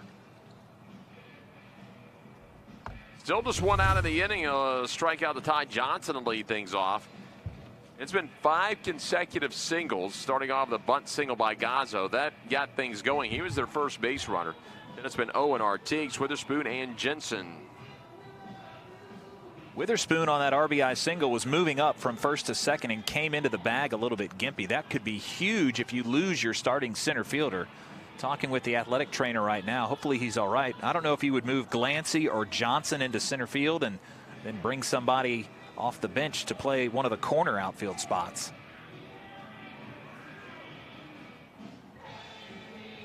Coach Jewett talking with his player. Oh, the bag's loose, Jeff. Look at this. Look at this. They're kicking the bag loose. You don't ever see that. No, and it could either be the bag or the anchor. I'll have to pick it up out of the ground and check it out at first. Check it out, see what it is. If it's the bag or the anchor, but they'll want to get that thing. Anybody got any quickcrete? Right. Duct tape and some super glue will get that done. Maybe something like a hard slide earlier in the week dislodged it, or could have been in this game. Been a lot of guys on base. A lot of guys have gone around second so far. Wrecked the mount. They've gone into the dugout, back into the utility area, and it doesn't look like it's the base as they're looking down into the ground toward the anchor.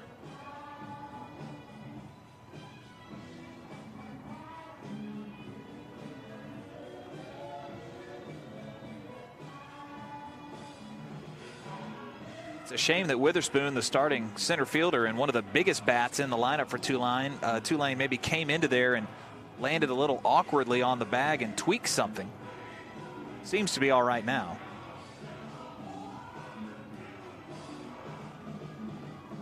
Gotta love what Coach Jewett's doing here, though. 2 things. One, he's advocating for his players' safety. Okay, you don't want a bag to be loose, guys trying to make a big turn on it, going to third and injure themselves. And at the same time, he's keeping Randall out there after 5 consecutive singles as the sun beats down on the starter for Houston.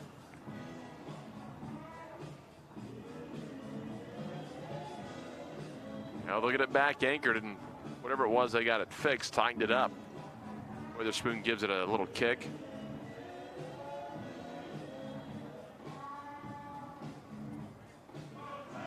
I think they might put some tape around the base. Coach Whitting's talking about it now, too.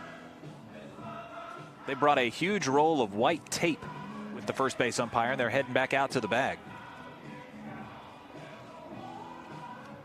We're going to step aside while they do a little maintenance on the bag at second base. Right now, 7-3 Cougars. The Tulane Green Wave trying to mount a comeback here in the third. Power comes in all forms. Power is a big tackle. A big save. A clutch hit. And a game-winning shot. Power is also standing up for what is right. Power is respecting an opponent, officials, student athletes, coaches, and team representatives. Power is not tolerating racial or ethnic comments, Profanities or other improper actions. While at the game. The American. Power. Power. Power. Power for life.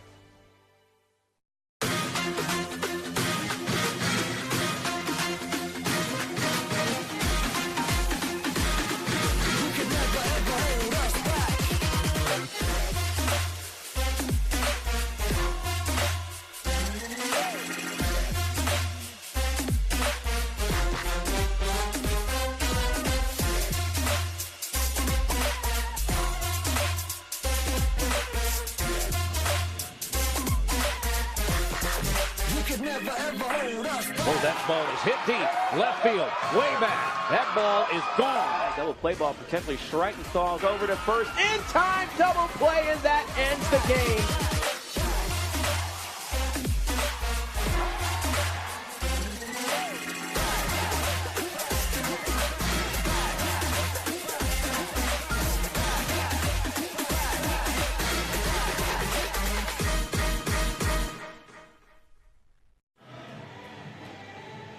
Well, still working on it out there at second base just to try to get it settled in. The bag was loose when Weatherspoon had it there taking a look at it. And again, the grounds crew working several fields here today, not just here at the Carpenter Complex for us, but just a regular short season practice, rehab for the Phillies, all the fields having to be maintained throughout the season. Well, the umpire crew brought the tape out and wrapped the base a little bit. Now they're getting a hand from the grounds crew as well, and it's still a little bit wiggly. They place it in, and what you want is a solid bag there for somebody who's making a big turn to come around third. And, you know, if they're going to plant their foot there, that thing's got to be solid. Now both head coaches out there. And Ryan Randall has been standing the entire time on the hill just watching intently. The starter for Houston started with a strikeout here in the third inning and then gave up 5 singles in a row to Gazzo, Owen, Artigues, Witherspoon, and Jensen. And 3 runs have come across in the third for the Green Wave. I think that member of the grounds crew has an idea. They're going to go down the line and maybe pick up some equipment, and that could solve our issue. They did have a right-hander warming in the pen for Houston. Kyle Ott, the senior right-hander, was trying to get warm. I don't know if they would have to remove the entire anchor out of the ground or not. Hopefully, that's I've never seen them do that before. I've never seen the anchor put in. I know it's a little bit more sophisticated and just pack the dirt in and it'll stay still. We're going to need more than 90 seconds of commercials for that one. You can always go old school like they do at the rec fields, but they don't have the tie-down straps on the professional bags to hammer it in. Well, some light moments in between these teammates here. Well, again, a 7-3 game as they try to maintain the bag at second base. Haley Outen is down on the field. She's got a little bit better view of it. Maybe an update on this hard-working grounds crew. So you guys made me a little bit curious with staff spread a little bit thin over at both complexes about the grounds crew. And actually, the normal grounds crew that's usually here at Spectrum Field is the same grounds crew that's here today. So both fields actually have their own grounds crew. So separate groups, so no shortage in staff here when it comes to the grounds crew today. So I thought that was interesting. Imagine a big league facility. They are going to have multiple ground crew because, you know, even though you think about, well, it's the Phillies spring training home and the Threshers play here. As I said, they still have probably some short season ball, even maybe a little left over on extended spring training, rehab assignments, developmental teams out here. So they're not just using Spectrum. Let's just take the college equation out of it. Just for the Phillies organization, even if you're a Thresher, you're probably doing practice over there on the Carpenter Complex. You don't want to beat the field up here before the game. So they stay quite busy here, not only at this complex, but all of the major league. Well, that's the thing. They got to have, well, let's go down to Haley real quick. Update on the grounds crew, but I thought while we wait, we may as well give our fans some love and attention while they sit here and wait patiently with us to proceed with this game. So Michael Inaba Hill from Australia actually got back to us. We were wondering what time it was and who he was rooting for. So he said, "Good day, it's 11:30 p.m. here in Adelaide," and they're rooting for the underdog down under. So I thought that was clever, and he's rooting for Tulane right now, he says. But then I think he found a mate, Gustavo Chamuska. He's from Brisbane, and he's rooting for the Cougs. So some Australian ties here in our comments section. Who would have thought? Yeah, the Cougars going against the Green Wave down in Australia as the grounds crew now brings out a shovel, and in the somewhat infamous words of Richard Dreyfuss in the 77 classic Jaws, need a bigger shovel. Something. I was going to say there's so many professionals that know how to take care of ballparks in the Tampa Bay area because baseball is so ingrained here. You go up to Dunedin, there's the Blue Jays where they do the spring training. The Rays down in Port Charlotte for many, many years are in the area. And, you know, you just got so many teams here. What about the New York Yankees? They're in Tampa proper at Steinbrenner Field, Legends Stadium. You can move around, there's no doubt, if you know how to maintain fields, and that is a science. Now let's talk about facilities. I was down there earlier this year, and you saw a lot of construction going on. More on the upgrade at Houston as Haley Outen. We've talked a lot about facilities all across the conference this week, and Houston having a very nice stadium of their own, but they're adding on a player development center and a clubhouse. It's going to be over 20,000 square feet of space dedicated strictly just to this baseball team and the program's need. It's going to include locker rooms, cages, a player's lounge, training room, and even a weight room, and it's expected to be completed this year. So exciting times ahead for future Houston players as well as current.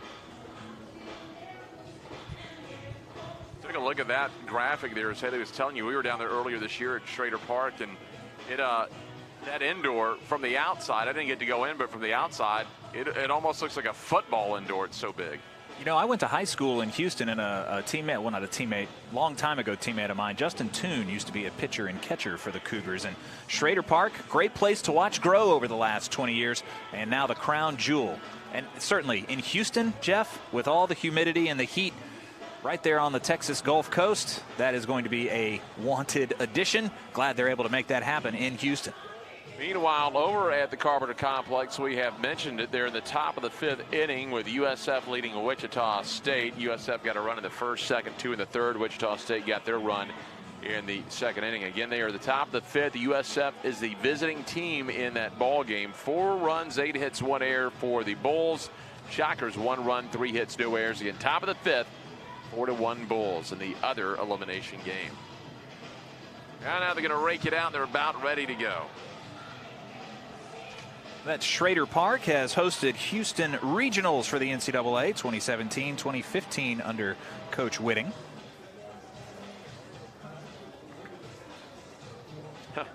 Gary Bechesney, who runs the video department at the University of Memphis, watching online on the Facebook Live. Good friend of mine and helps me out quite a bit, including now he sent me a graphic of the base anchor.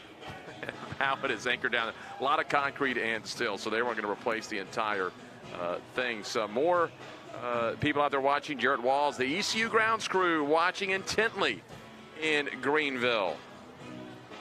Sarah Lee said just use some ghost runners on second, and she's ready to play ball. She's ready to go for the Cougars. Everybody in this tournament chasing ECU and chasing UConn. UConn will play over at Robin Roberts Field, and ECU will play the winner of this game who survives. Kickball in elementary, the ghost runner, and airmail, and just throw the ball up and hit that, what is the red kickball you used? They're going to give Randall a chance to warm up again. He's been out there for about 10 or so minutes, maybe a little bit longer, as we take a look at how this tournament is now developing. And we're in these elimination games. So the 4-seed ECU waiting. They'll play approximately 12:30 against the winner of this game. And then UConn waiting over at the Carpenter Complex. They're going to play the winner of that USF Wichita State game. That will be next. It'll be a pair of games, looks like, today. Here we go. Ready to get back underway. And Matthews to the plate. Base hit again, can make it a 3-run ball game.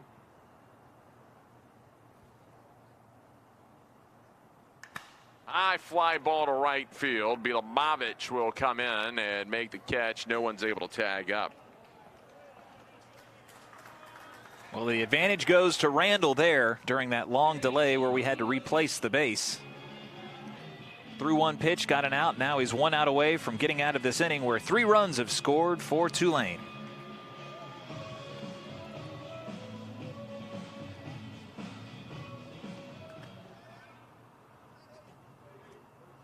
Cody Hosey grounded a third in the second.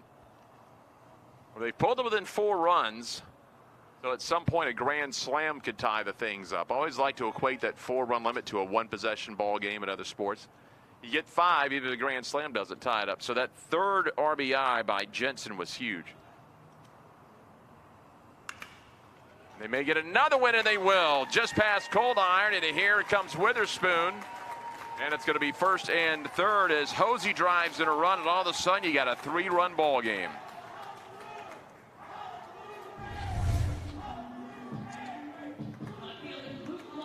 Both teams with 4-run inning, but it was the 3 2-out runs at the top of the inning that are the difference. Witherspoon able to score easily. 6 hits in the inning, and 4 runs have plated now for the Olive and Blue. Luke Glancy will be the 9th Green Wave batter this inning. 190 on the year for Glancy. 2 homers, 11 driven in. Flashed the leather on Tuesday against the Cougars. And Glancy this time delivers into right center field. He'll make it a 2-run game. Again, it'll stay first and third as Glancy will drive it his 12th of the season. How improbable. Tulane, trailing in this ball game 7-0, has batted around and put 5 runs on the board. Back to Ty Johnson, who struck out to lead off the inning. 5 straight singles before Matthews flew to right. Now back-to-back singles with 2 outs. So an early deficit, and they show that they're made of sterner stuff. They drawn it within 2. Quick meeting by Lovelace out to Randall. Ty Johnson came in at 286. He's hitting 284 now. 289 average at the pair of outs. Tulane 2 for 4 of a pair of outs. Houston 4 for 7 in this game with 2 outs. So 6 for 11 combined. In 1 inning, Tulane has scored the 2nd most runs off Randall this season. He gave up 7 earned runs against Vanderbilt. On average, he's giving up just 2 or 3 runs an appearance. This might be the end of the ball game for him. Tulane just stinging the ball here in the 3rd.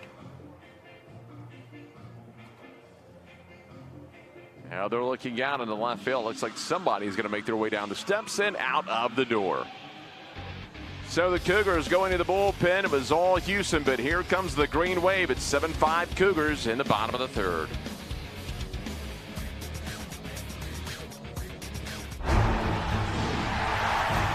$7,000 student athletes rising to become champions in 21 different sports at 13 esteemed institutions across 11 states. 360,000 students and 2.6 million alumni rise up in celebration of a Power 6 conference known as the American.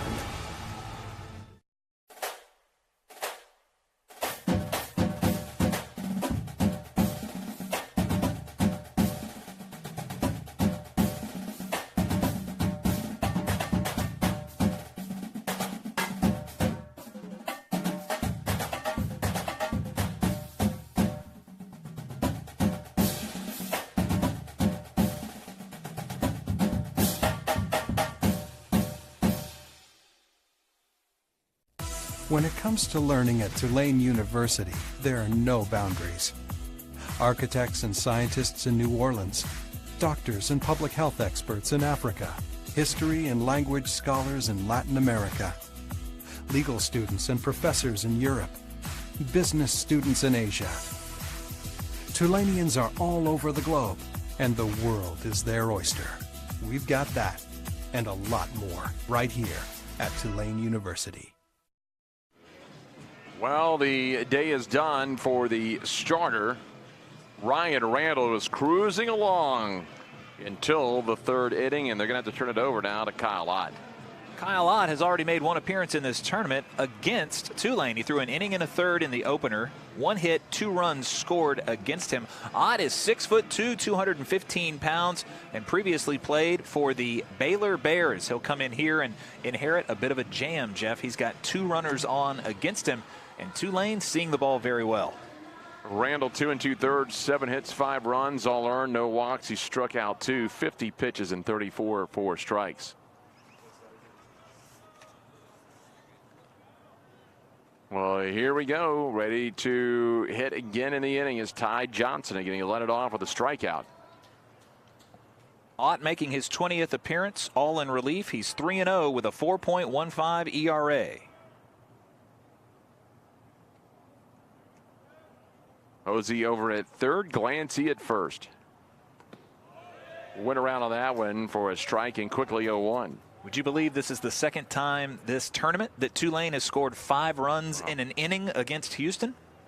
They did it in the opener, a 5-run second in the 1st game. Tying run at 1st with 2 outs. Went around again, fooled him for the 2nd pitch in a row.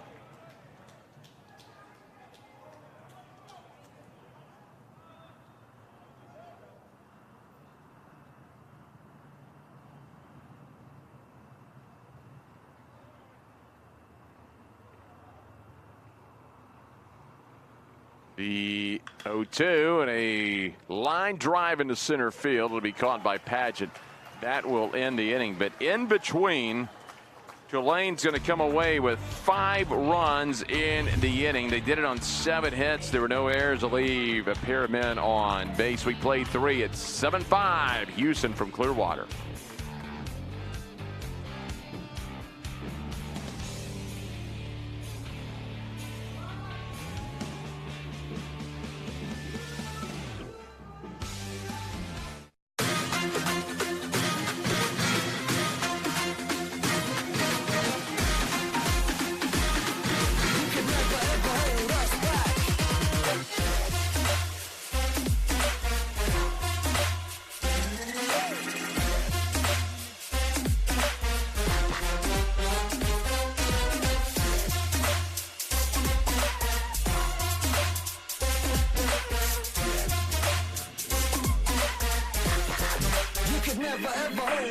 Oh, that ball is hit deep. Left field. Way back. That ball is gone. Double play ball potentially Schreitenthal's over to first. In time, double play, and that ends the game.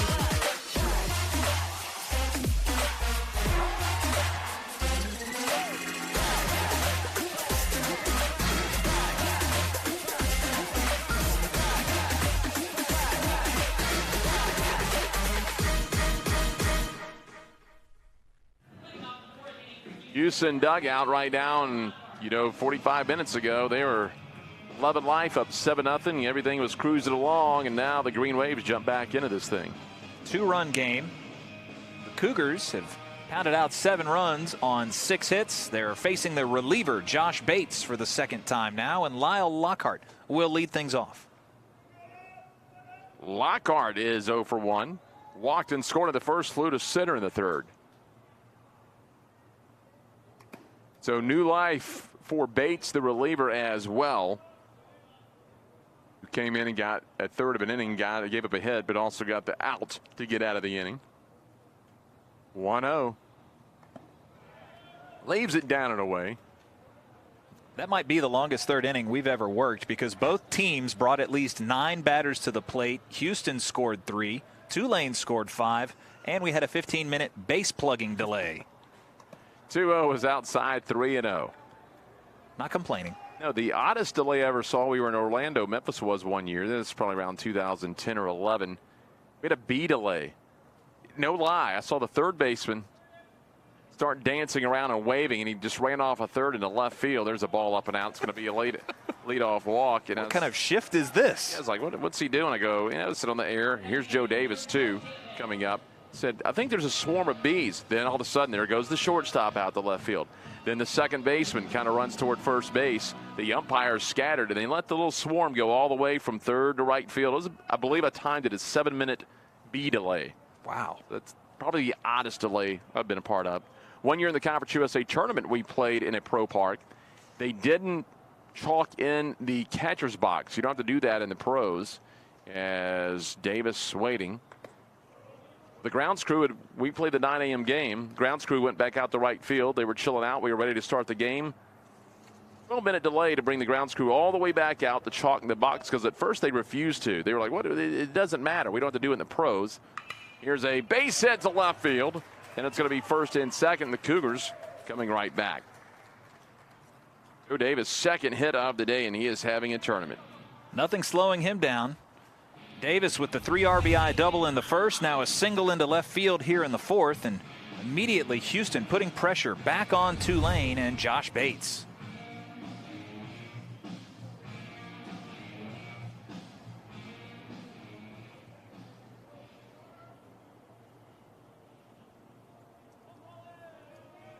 So the Cougars want to get these runs back.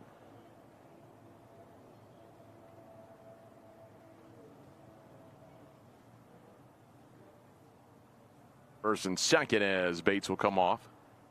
So yeah, the grounds crew had to come back out, chalk the catcher's box, and we were underway.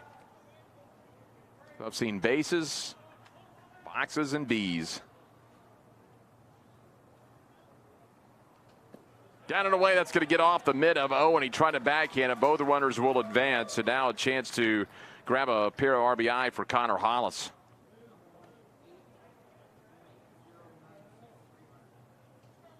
may be ruled a pass ball. We'll wait and see what the official ruling comes up as. Take another look at it. Did kind of skip there in the dirt. It was close, but we'll wait for the ruling.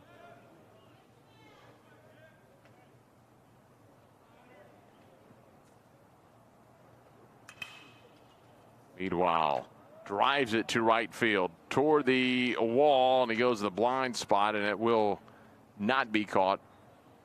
Wild pitch is the ruling.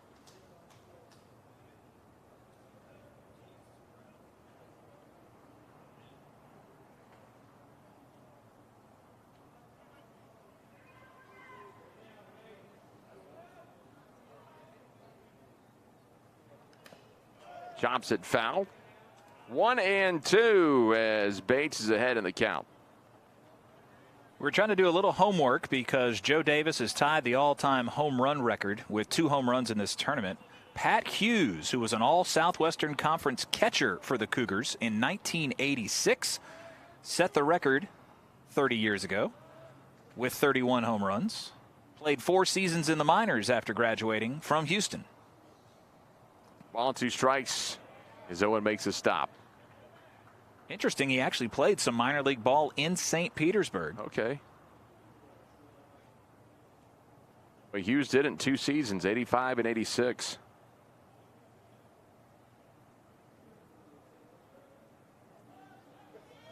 Two now to Hollis.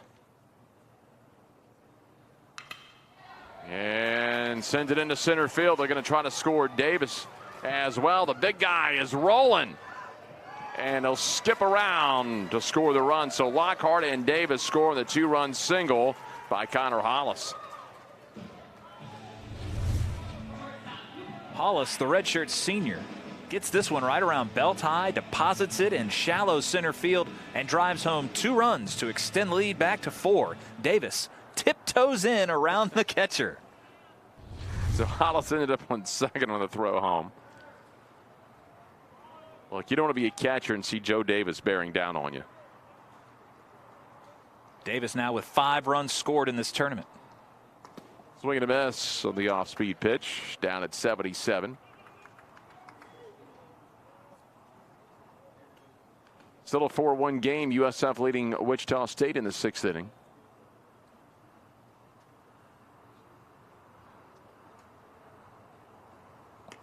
A 1 down and out.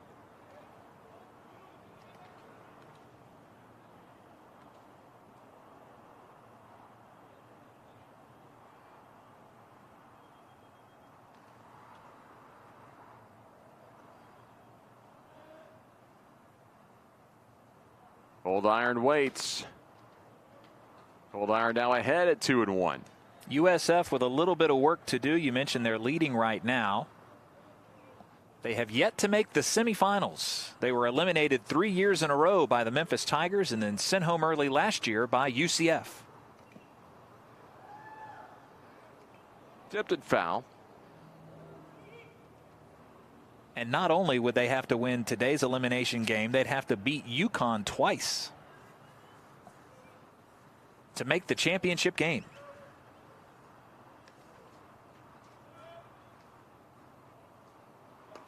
Cold Iron takes it down away. That'll fill it up at 3-2.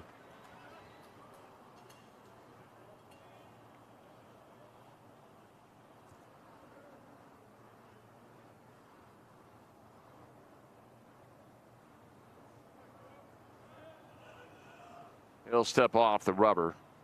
A lot of offense early on in this game between these two teams. 14 combined runs in 3+ innings.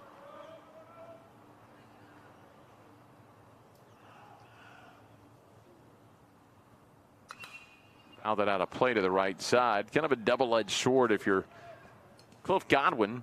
Maybe watching back at the hotel. They may be making their way toward the ballpark here at 10:41 Eastern. But on one hand, you're thinking, well, they're pounding the baseball today here. We got to watch out. But on the other hand, you're probably happy to see them go into that bullpen. Let's keep on throwing out the relievers.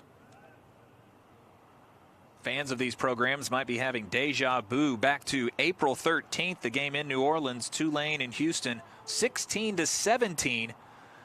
Green Wave ended up winning that one. They rallied from 10 runs down to win it by 1. That's your typical one-run game. No. Cold Iron's on for a third time today. A pair of singles. Now he draws the walk. Going to bring up Etzel, who's 1 for 2, struck out in an RBI single. Still nobody out of the inning, and that's going to prompt another meeting to the mound. 9-5 Houston Cougars. They've scored in every inning but the second. 4 in the first, 3 in the third, 2 here in the fourth inning. Looks like Tulane will bring in Sam Bjornyeld. We'll be able to tell you more about him when we come back from a quick break.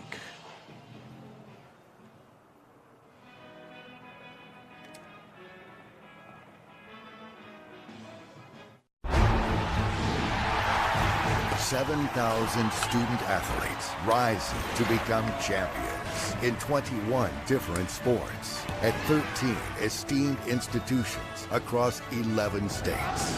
360,000 students and 2.6 million alumni rise up in celebration of a Power 6 conference known as the American.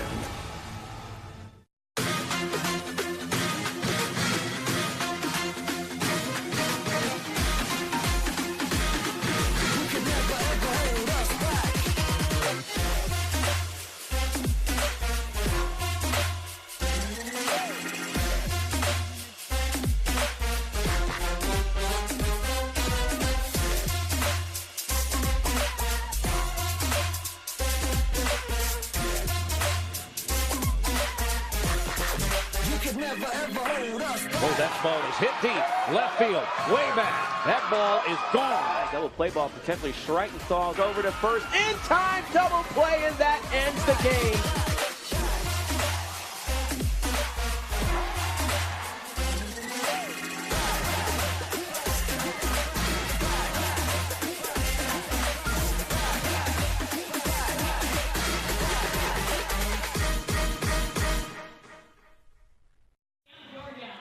Bates is done for the day for the Green Wave. 1/3 of an inning, 3 hits, 2 runs, both earned, 2 walks, no strikeouts, 25 pitches, 12 for strikes, and they will turn it over to Sam Bjornyeld.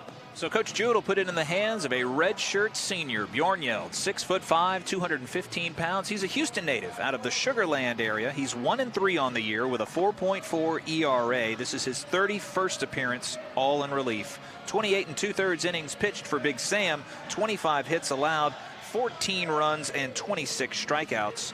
He's only allowed 6 doubles, 2 homers. Opponents hitting only .243 against Bjornyeld. And he's going to have to try to put out the fire right now and keep Tulane in this ball game. And Tulane just jumped back into this thing. Well, it took a couple of runs, but Houston storms right back. They put 2 on the board here in the fourth, and they have 2 men on with nobody out.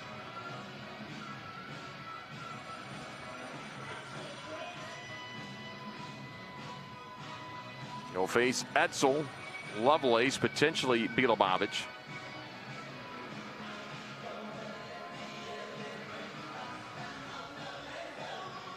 Here we go. Etzel, 233, 182 with runners in scoring position. 2 doubles, 3 homers. He's driven in 12.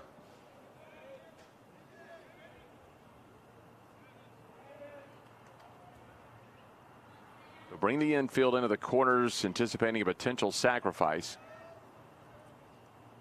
Lefty.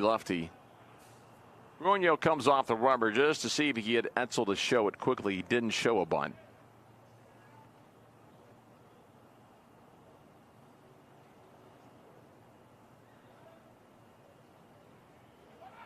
Squares that time, and he'll miss.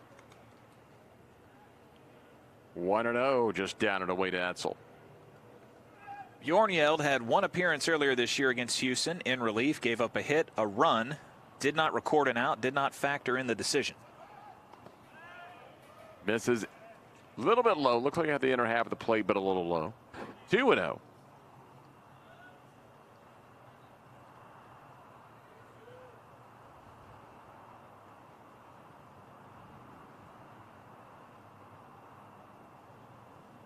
Squares gets it down, but that's going to take a left turn at third base. Sometimes as a reliever, you come in and you might have a jam in front of you, a couple guys on base late in the game, but all you need is an out. Right now, Bjornjeld's got to work uphill. There is nobody out, 2 on behind him. This is a crucial situation for the Green Wave reliever. Trying to force a 2-strike count to Etzel if he can get him to foul off another bunt.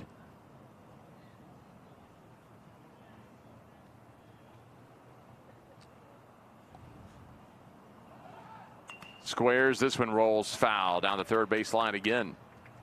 Well, he has a 2-strike count. We'll see if they risk a 2-strike bunt attempt by a sophomore.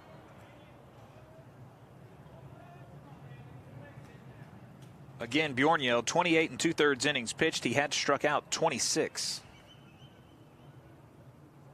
If you can get the out here, a strikeout or a pop-up on the infield, then you're in play for potential twin killing with Lovelace, but Lovelace walked back of the second and the third.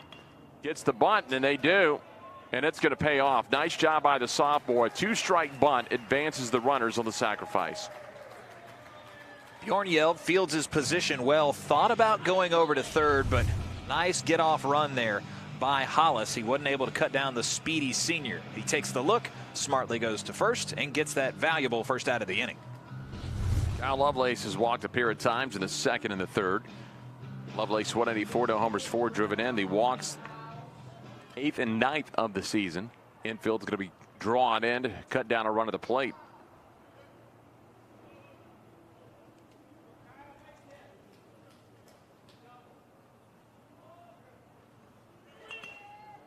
And fouls it over to the right side.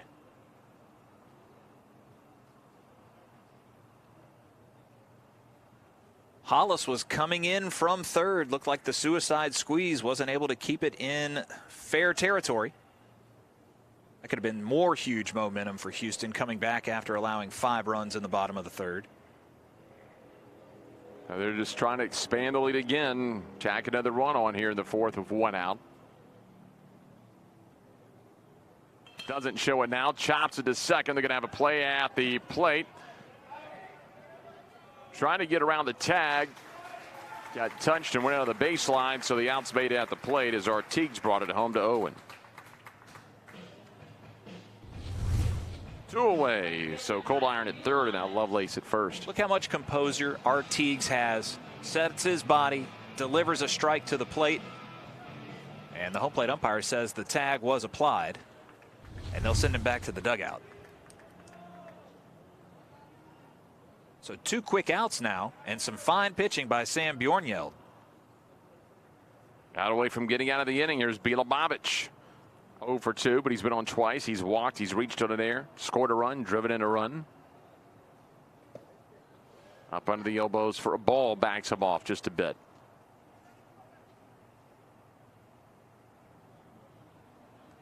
Eight, 9-1 due up for the Green Wave next inning. Gazzo, Owen, and Artigues.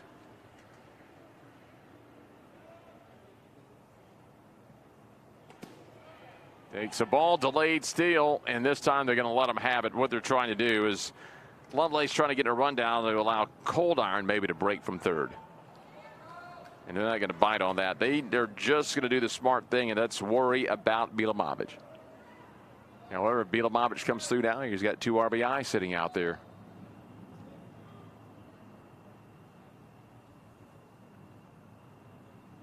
Two-0 swing and a miss. Really broke him down there with the 81 mile an hour. Bilobabic has done such a nice job in this tournament of setting the table, getting on base, and driving in runs.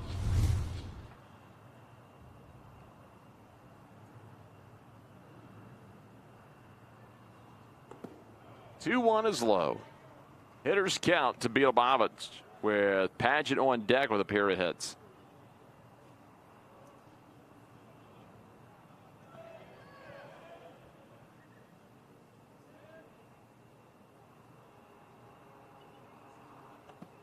He'll take a strike and the count is full.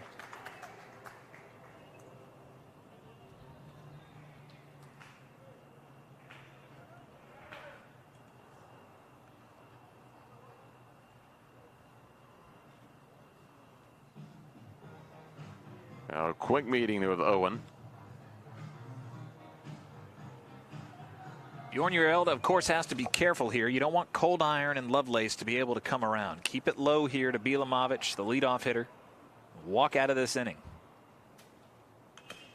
Chopper at third.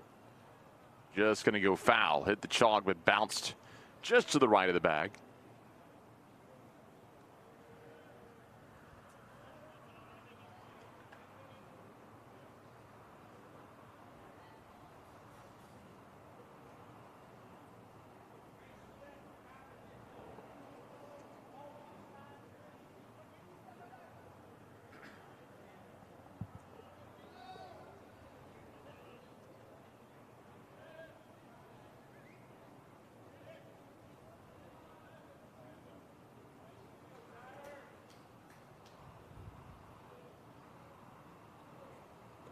Three-two is low, and the bases are loaded. Second walk of the day for Bielamovic. Third time he's been on. The bases juiced here for Grayson Paget. Singled in the first, line to center in the second, RBI singled in the third.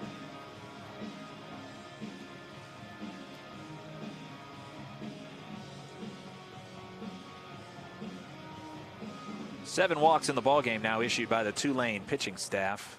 Bjorn gives up his first. Now he'll face the lefty in Paget.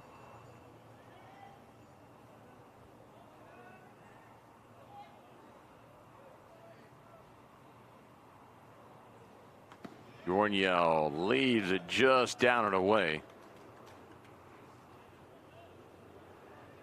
Paget with 8 doubles, 3 home runs this year. He's driven in 17. 143 hitter with the bases loaded. And ahead 2-0 with the count. Bases loaded earlier, and Joe Davis hit a double in the right center field that cleared the bases. Paget 1 for 5 in back-to-back games here in Clearwater. Already has a couple of hits today and a run scored.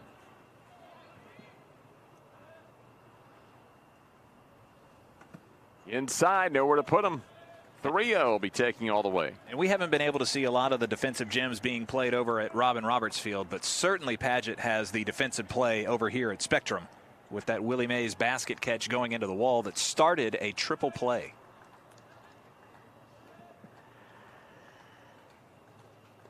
.30 is low. They'll walk a run in, and it's 10-5 Houston. So Cold Iron comes in. Lovelace goes to third. Bielamovic to second. Paget at first. And here is Jared Triolo, second inning in a row that Houston has sent 9 to the plate. Remember, in the first they sent 8 to the plate. Paget's stat line is enough for an entire game. He's had 4 at-bats in these first 4 innings, 2 singles and 2 RBIs. Triolo remains the only Cougar yet to reach base. And he's the one that has the big on-base streak at 22 games. If we end up playing 9, he's going to get another crack at it at least.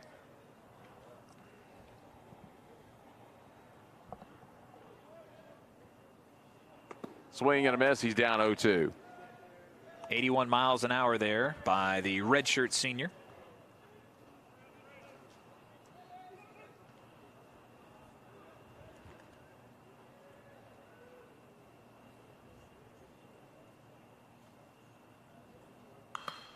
And it's going to get through, and they'll extend the streak and score 2 more runs. So Triolo now 23 games straight on base as another 2 come in. The first time he's been on today with a 2-out, 2-run single to left field as both Lovelace and Bielamovic will come in to score. 12-5, so we're back where we started going to the bottom of the third. A 7-run Cougar lead. That ball was literally down around the ankles. Great job by Triolo going down to get it, golfing it into shallow left field and driving in a pair. Well, they're going to work to Lockhart here, but you better watch out. Joe Davis on deck. I think the last thing Tulane expected after scoring 5 runs in the bottom of the third is that they would give up 5 in the top of the frame. Pitches down and into Lockhart for a ball. An emotional roller coaster, I'm sure, in that dugout. Get down big early, you rally back, you're right back into this thing, a long way to go, and now all of a sudden you find yourself back where you started. 7-run deficit matches the biggest lead of the game for Houston.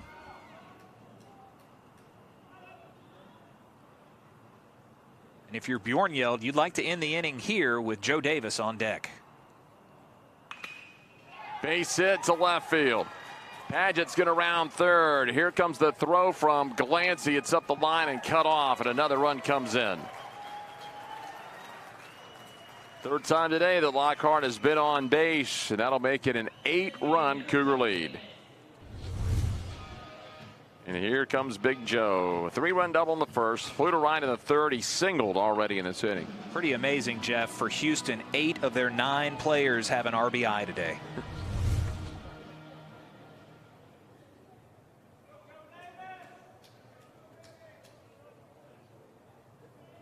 Tulane with a pair of arms warming over the wall in left field. Bjornyeld just came in this inning. And a veteran move by A.C. Owen to call time, slowly walk out there as the sun beats down on the field. Give him time to mentally get sharp again. Joe Davis wanting to connect on that record-setting home run and then raise the hammer.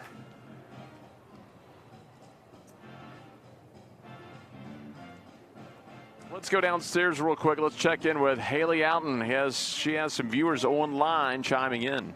Well, I think Joseph D. Perry has summed it up best, possibly our quote and slogan for the week: baseball all day, every day. Love it. A lot of people, as we've seen, comment, have the 2 computer screens up watching the game here, the one over the Carpenter Complex. Comes off the rubber, and again, what a tip of the cap to our crew here. Scott Railing and his crew being able to set up on the fly a one-camera shoot, and Jeff Sharon coming over to bring you the action from Robin Roberts Field. They'll step out, and Joe Davis backs out, and now they're going to come out in another mound visit. They may want to go righty-righty here against Joe Davis.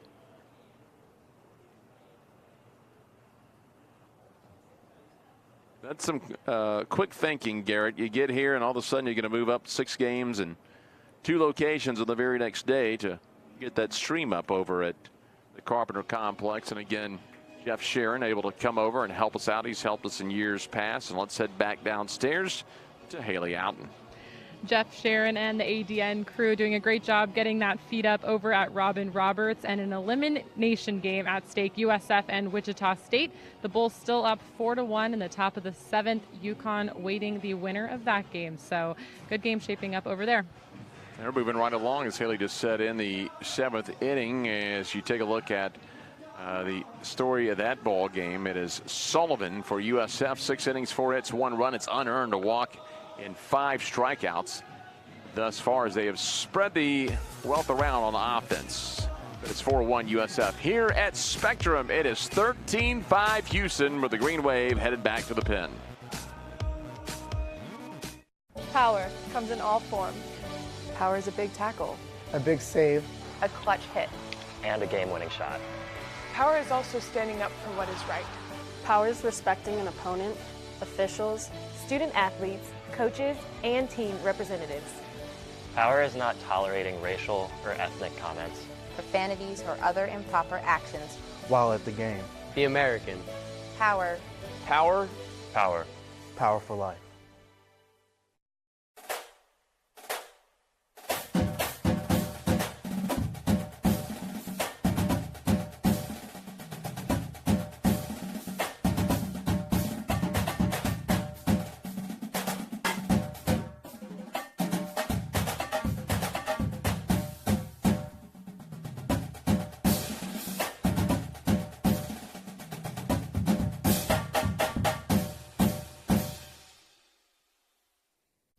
When it comes to learning at Tulane University, there are no boundaries. Architects and scientists in New Orleans, doctors and public health experts in Africa, history and language scholars in Latin America, legal students and professors in Europe, business students in Asia. Tulanians are all over the globe, and the world is their oyster. We've got that and a lot more right here at Tulane University. Some Pirate fans already here waiting to see who they are going to play, and maybe a little shocked at 18 runs scored so far. Bjornfjeld has done 2/3 of an inning, 2 hits, 2 runs, both earned, 2 walks, no strikeouts, 23 pitches, just 12 for strikes as Tulane right back into the bullpen. Will McCaffer, 0-4 on the year with a 6.6 ERA, 22 appearances, all in relief except for 1 start. Will has thrown 27 innings, 31 hits, 23 runs, 20 of them were earned. He struck out 26. He's also issued 24 free passes. Opponents are hitting .295 against him. Will goes 6'2", 200 pounds, and is from British Columbia.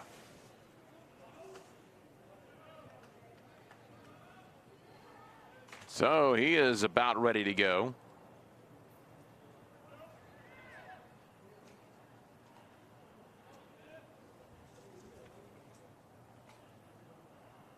Joe Davis at the plate. That one's going to get off the mitt of Owen, and he lost the mitt. So both runners will advance. The ball knocked the mitt off of his hands. Chance for another 2 runs now for Joe Davis with a base hit. He's had a single and a double today. He's also flown out to right field.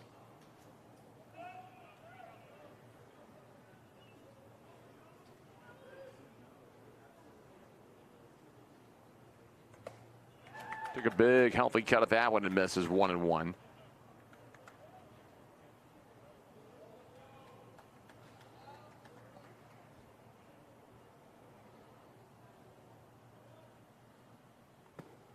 Strike caught on the outside.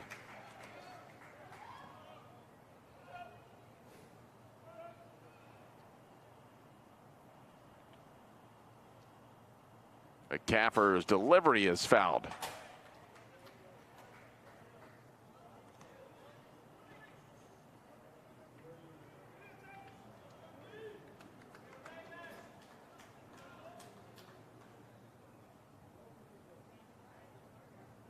One-two, popped him out of play.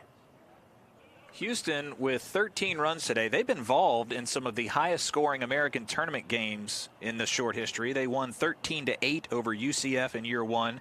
They pasted Memphis 17-3 a year later. The record, though, Memphis is involved. Jeff, I'm sure you remember the 15-14 game against Cincinnati. 29 combined runs in that game, a 1-run affair. I remember the Tigers got on top pretty comfortably first. You thought, well, they're going to cruise along, and Cincinnati stormed back. I believe it took a 5-run lead before Memphis scored 6 runs late, including the 10th inning run. High fly ball hit well to left field. Glancy is going back at the warning track, and there's the record breaker. Joe Davis, 32nd career home run, is now the king at Houston.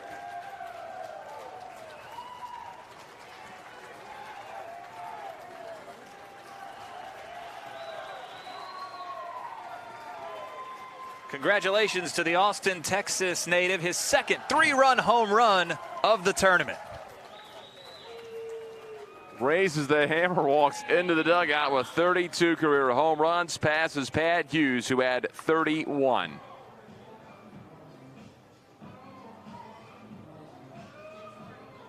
A 9-run 4th inning at 16-5 Cougars.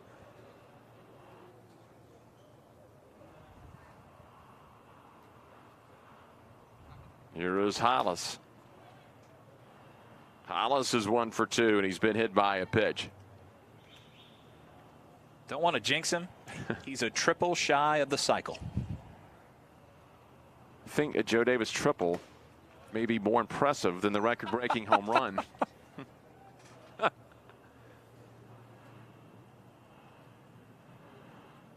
2-0 here to Connor Hollis.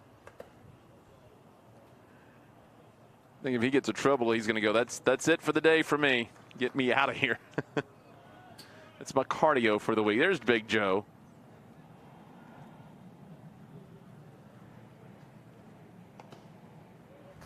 And they'll come back walking Hollis.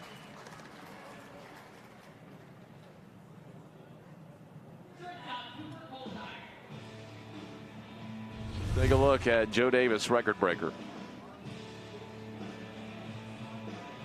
He likes that left field side. Blasted one to the berm earlier. This one gets into the bullpen. Now 3 home runs in the tournament in 3 days. It will be a strike on the inside.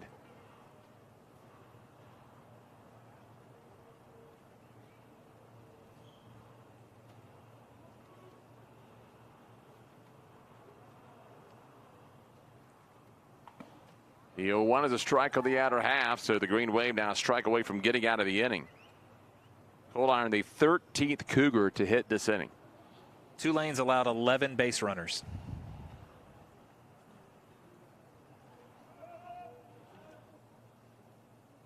The 0-2 stays upstairs. It'll peel down to first. He didn't go.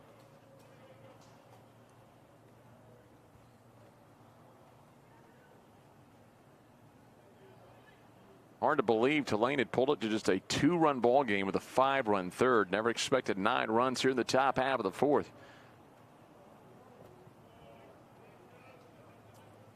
For Joe Davis now, he's got 2 of his 3 seasons with double-digit home runs. He was the Rookie of the Year in the American in 2016 when he hit .331 and blasted 14 bombs. This year, just rung up his 10th home run in 2018.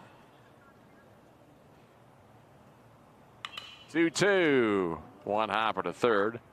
Hosey over to first, and that will end the inning. Not before they put 9 runs on the board, and they did it on the strength of 5 hits. There were no errors. They leave a man on base, and we're going to the bottom of the 4th. 16-5.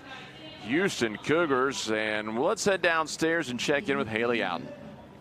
Joe Davis, the home run hero, which makes perfect sense because his brother actually created what has become a team tradition for this Houston team, the Thor Hammer. Now, the Thor Hammer is left in the hands of the last person to hit a home run, so they actually leave the stadium with it and bring it back in for the next game. Tyler Bilomovich and Joe Davis has been trading off responsibilities here in the conference tournament, each hitting a home run. Well, Tyler in the first 2 games and Joe now in the last 3. So Joe now the all-time leading home runs hitter in Houston history, and right now it's in the hands of Joe to bring it back into the dugout if all should stand.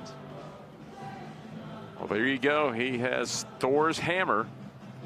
He's picking up more of those home run stones, if you saw the latest Avengers movie. Yep. For Davis, just an impressive week already in Clearwater. Came in with 4 RBIs. He's got 6 today. Now the first player to reach double-digit runs driven in here in the Tampa Bay area for this tournament. Still a whole lot of baseball left to be played, as well as Houston will bring a new arm to the hill. Cougars now with a much different ball game after scoring 9 runs in the 4th. We'll go with Fred Villarreal on the season. He's made 10 appearances, only 1 of them a start, 17 innings pitched, 14 hits, 7 strikeouts. Opponents are hitting .233 against him. His first appearance in the tournament. On a third of an inning, no hits, no runs, no walks, no strikeouts. 3 straight strikes got out of that inning, where Tulane had rallied back to make it a 2-run ball game. Now all of a sudden an 11-run lead for the Houston Cougars. Villarreal is a 5'11" sophomore, 187 pounds, from the very bottom of Texas, down in Brownsville. 8-9-1 coming up. Gazzo, Owen, and Artigue scheduled to hit for the Green Wave.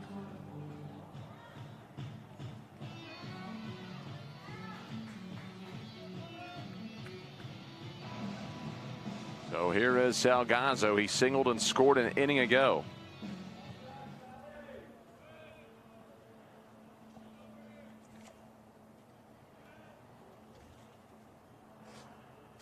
So Ott looks in.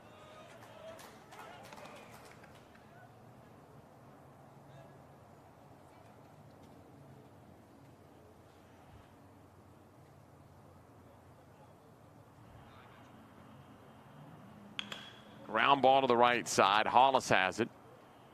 Over to the first in time. Nice job by Villarreal. Throw the pitch, keep it low, and induce an easy ground ball out. Got to bring up A.C. Owen, who singled. in the third and scored.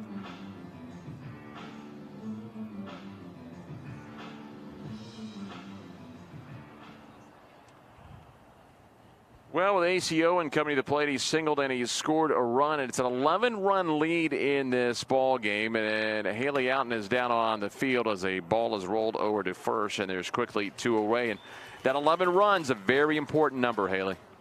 It is, and we're getting several questions on our timeline about the run rule and if it's in effect. It is in effect. It's 10 runs after 7, and it's in effect for all games except for the championship final. Thank you very much.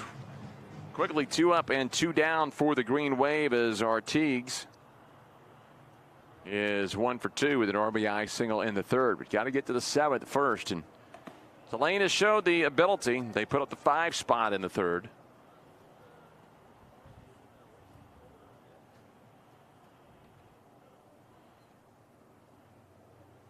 Oh and 1. Down low in the dirt now, evens it up at a ball and a strike. So Villarreal's come in and gotten 2 quick outs.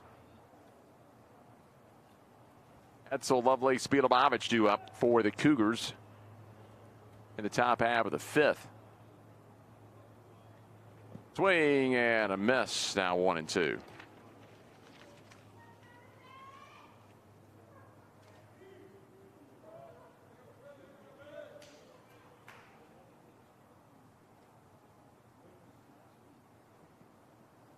The delivery down and away, but he goes after it. Strikes him out, and it's a 1-2-3 inning. No runs, no hits, no errors, nobody left on base. We're going to the 5th inning here in Clearwater, and it's all Cougars. They lead it 16-5.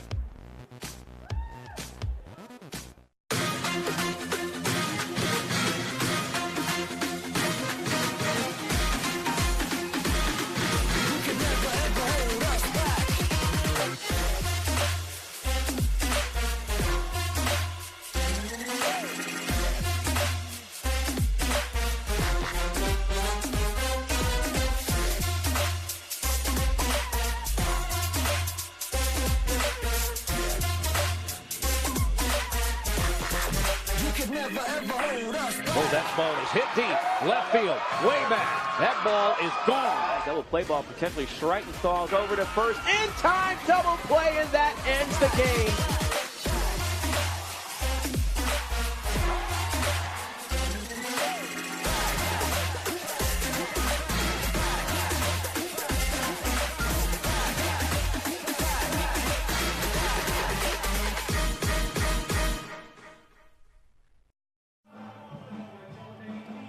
There's a look at the Tulane Green Wave dugout, which is jumping around for joy a couple of innings ago when they made it a 2-run game, only to see the Cougars put a 9 spot on the board. They've got plenty of time remaining, but they're going to have to really crank up the offense. They put a 5 spot on the board 2 innings ago. They're going to have to hold Houston off the board. They've scored 4 in the first, 3 in the third, 9 in the fourth, and just the scoreless second.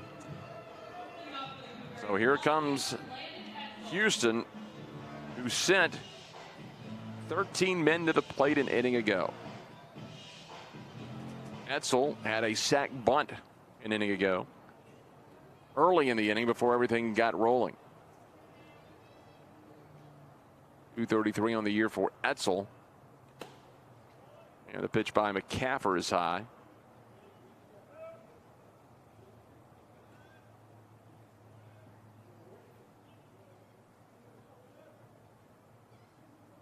.10 tipped into the mid. USF's extended their lead over Wichita State 5-1. They're in the 7th.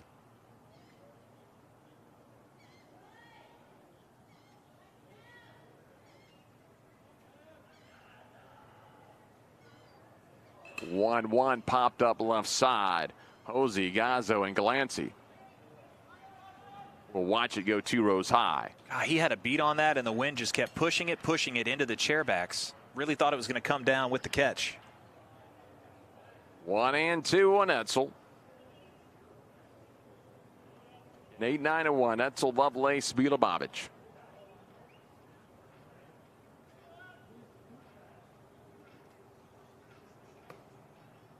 Upstairs will even things up.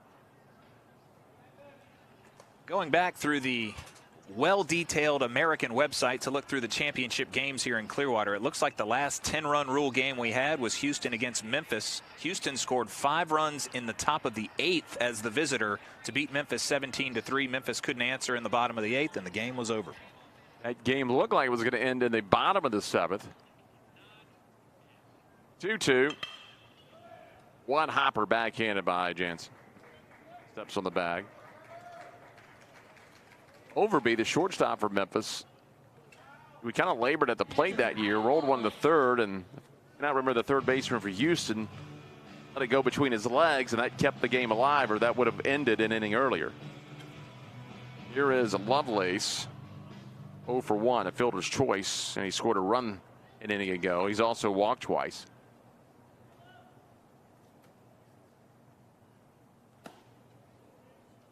I believe that was what the 2015 season, when Memphis won 37 games, 3 weeks left to go in the year. Memphis got into the top 25 for the first time since '94, only to lose their last 3 conference series and ended up playing themselves to a 5th place finish and missing the regionals.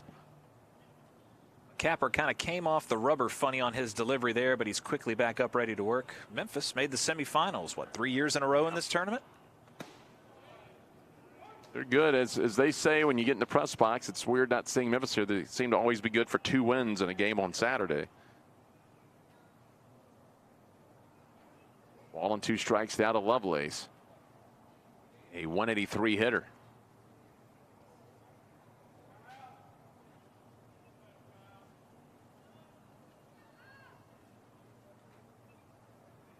Nobody on and 1 out for McCaffer.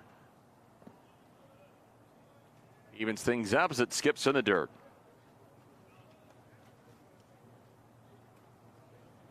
I know things look a little dire for Tulane right now, but again, a proud program with a bright future. They've done something that mighty UConn and East Carolina have not, and that's win the American regular season crown. This one's lifted into the air. Racing in and sliding is Witherspoon. I'm not sure they're going to call him out or not, and it is going to fall in. Nice effort, though. Trying to get the glove up under it.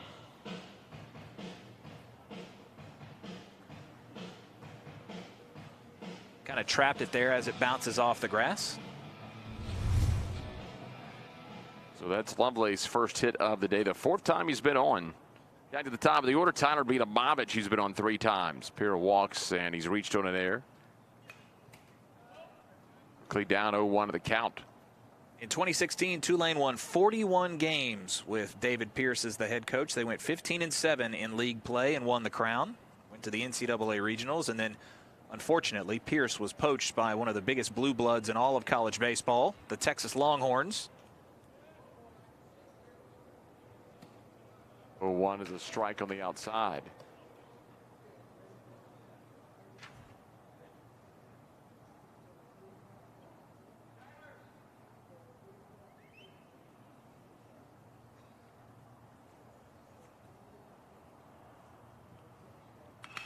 Ground ball left side, base hit. Benamovich on for a 4th time. That'll bring up Grayson Paget, who is 2 for 3 with a walk, and he's driven in 2, excuse me. Lucky hit number 13 in the ball game, 16 runs scored, and everyone has reached base for the Cougars today against Tulane.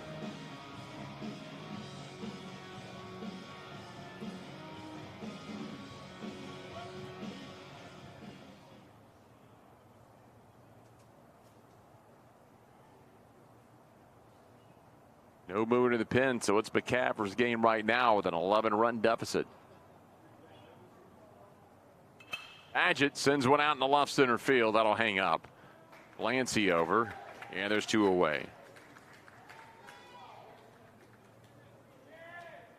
Jared Triolo was the only Cougar yet to reach base until he got a 2-run single an inning ago to stretch that on-base streak to 23 games.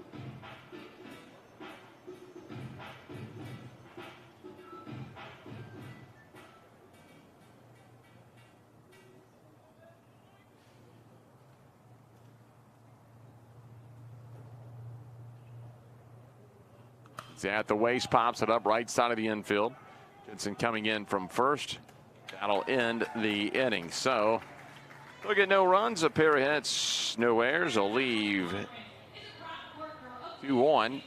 And we're moving to the bottom of the fifth. Still a 16-5 lead for the Houston Cougars. Now let's head back down to the field with Haley Outen. ECU and UConn, the teams that everyone is chasing at this point in the conference tournament. And over at Robin Roberts, they're slightly ahead of us. They're in the bottom of the 7th USF with the 7-1 lead. So unless the Shockers can put some runs together in these next few innings, the Bulls will move on to face UConn. Thank you very much. Again, a 7-1 lead for the USF Bulls over Wichita State. That's how things will set up here. Really, you got a pretty good idea right now, unless there's some major comebacks as to who's going to be playing next. Well, at the bottom of the bracket, USF in control against Wichita State, up 7-1. They would move on to play the 3-seed UConn over at Robin Roberts Field. That game was scheduled to start at 12:30. We'll see how quickly that ball game ends and if they can hit that start time. The winner of this game will try and move on and play ECU. The Pirates 2-0 and sparkling here in Clearwater. They'll have to be defeated twice not to make the championship game. Even if this does just go 7 innings, you're going to have to motor along quickly here to hit that 12:30 start time. It shouldn't be too far behind today. Just a pair of games being played on each field today. As Houston again with a big 9-run 4th inning blew it wide open. They jumped out 7-0. Tulane would close the gap to 7-5 with a 5-run 3rd, but Houston came right back in the 4th. Sent 13 men to the plate and scored 9 runs. Looks like Villarreal will stay out. Looking around the infield, don't see any other changes. The umps will get their initial cards corrected as Coach Jewett came out. You and Haley talked about it earlier with the 10-run rule being in play. Unfortunately, Tulane down to their final 9 outs. The home team will have the bottom of the 5th, 6th, and 7th to try and put some runs across. If Villarreal can throw strikes, defense can play like they have most of the year behind him, Houston could close this thing out. So it'll be 2, 3, and 4. Witherspoon, Jensen, and Matthews. Witherspoon 1 for 2 with an RBI single on that 5-run 3rd.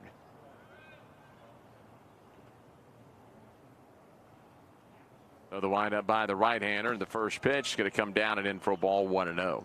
Again, I have no doubt that Tulane can rally in this game. What did we see earlier on? Down 7-0. They didn't bat an eye. Came back and put 5 runs on the board in the 3rd. 1-0 pitch. Ground ball to second. 2 hopper to Hollis. Easy throw to first, and there's 1 out. Nice to see Witherspoon running well. The starting center fielder kind of hobbled after running into that second base bag that was loose a couple of innings ago in the 3rd. Here is Trevor Jensen. He had an RBI single on the 3rd. He popped up the second back in the 1st inning.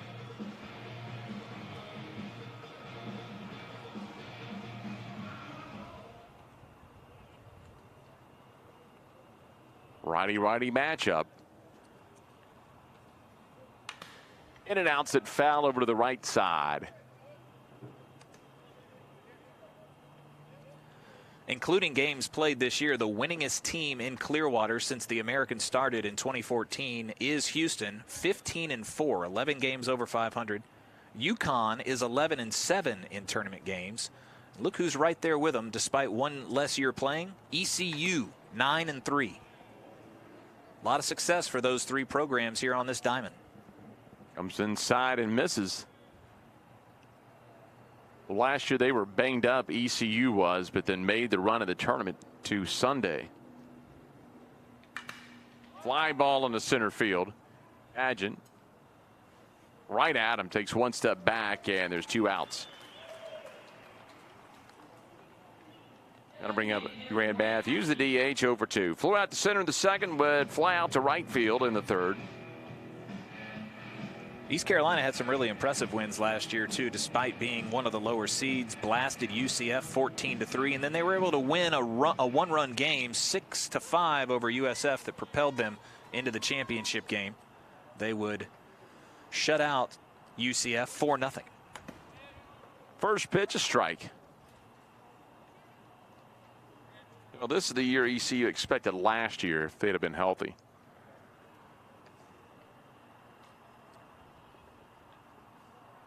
Comes the 0-1.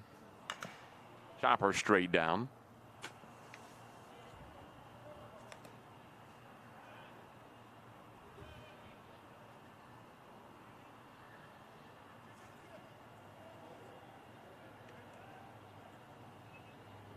So 0-2 is the count. They're a strike away from getting out of the inning. 0-2 just off the plate to the designated hitter. Lockhart, Davis, and Hollis 4, 5, and 6 for the Cougars in the top half of the 6th inning.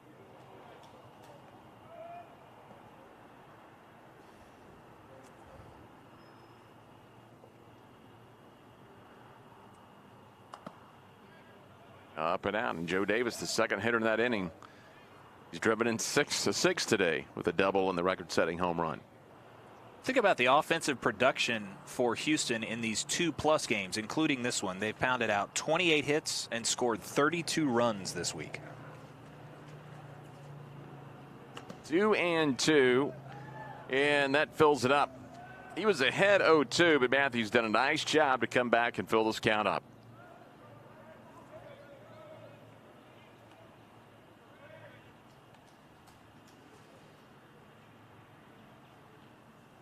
Outfield, infield, all straight up.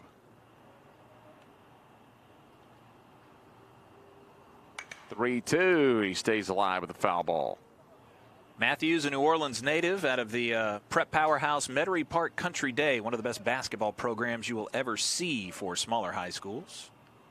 His father, Tommy, graduated from Tulane in 1984, served as an assistant baseball coach with the program, and is in the Tulane Hall of Fame. 3-2, tipped it off the mask of Lovelace.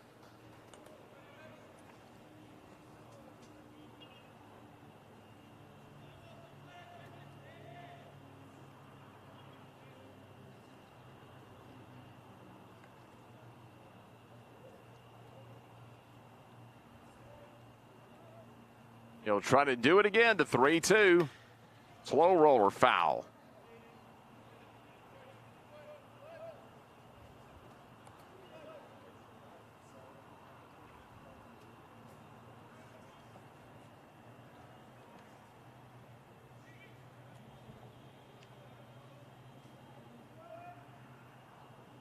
Matthews has done a nice job to stay alive. After getting down 0-2, he's worked it full. A couple of foul balls. And another one. Jeff, we were talking Tulane, and while we have a second, wanted to wish congratulations to former Tulane player Alex Bio, who played for the Wave from 2010 to 2013. He's getting married this weekend in Baton Rouge. Congratulations to Alex and his fiancee Mary on this special occasion. Wish you could be there for our family friends. Big news. 3-2. I talked with Graff about it. He knew about the wedding. Radio play-by-play man for the Green Wave. He says, I always called Alex the baffler because he had a change that would just baffle guys at the plate. Cody Hosey coming up 1 for 2, a ground out to third and an RBI single. I told you, we talked yesterday about Graff doing the game from the equipment building in left center field, and he's just kind of a Mr. Tulane guy, man to the people. I thought he would love being at the Carpenter Complex yesterday. He saw him today before the game up here in the press box, said it was outstanding, had a good view. He was outside, got to talk to people, kind of walk around. Absolutely loved it over there. And that will be up and in, and that hits Hosey in the shoulder. So back-to-back freebies who walk and hit batter. That'll bring up Luke Glancy, an RBI single on the third. He grounded to first in the second. Just caught him above the number 1 in his jersey.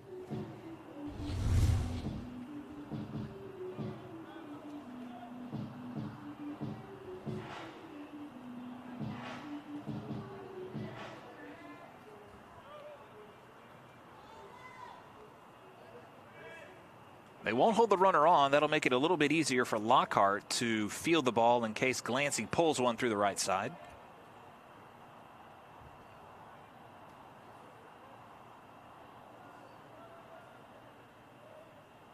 Right-hander set facing the lefty. Base hit into right field. Here's Bielomavich up with the throw. Matthews around the throw to the plate, and he nearly snuck the tag, and he did. Wow.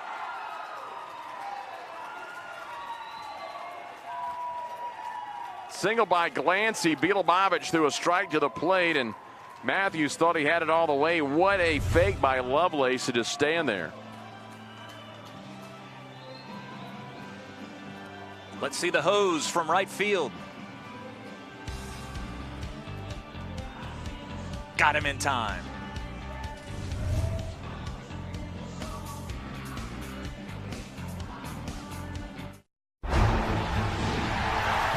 $7,000 student athletes rising to become champions in 21 different sports at 13 esteemed institutions across 11 states. 360,000 students and 2.6 million alumni rise up in celebration of a Power 6 conference known as the American.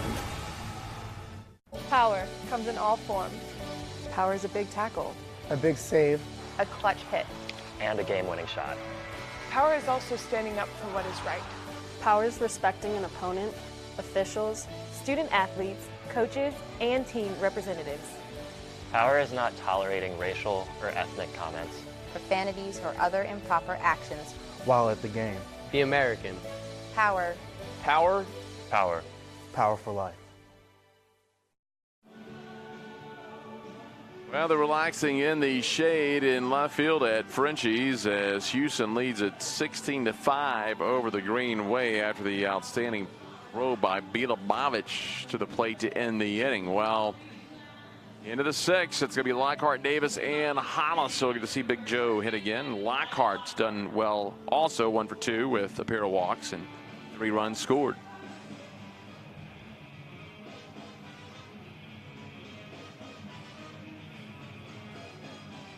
Lockhart, 282. You saw McCaffrey back out on the hill for Tulane. Top of the 6th, trying to make it a quick affair. First pitch is up and out for a ball, 1-0. Outfield straight up from left to right.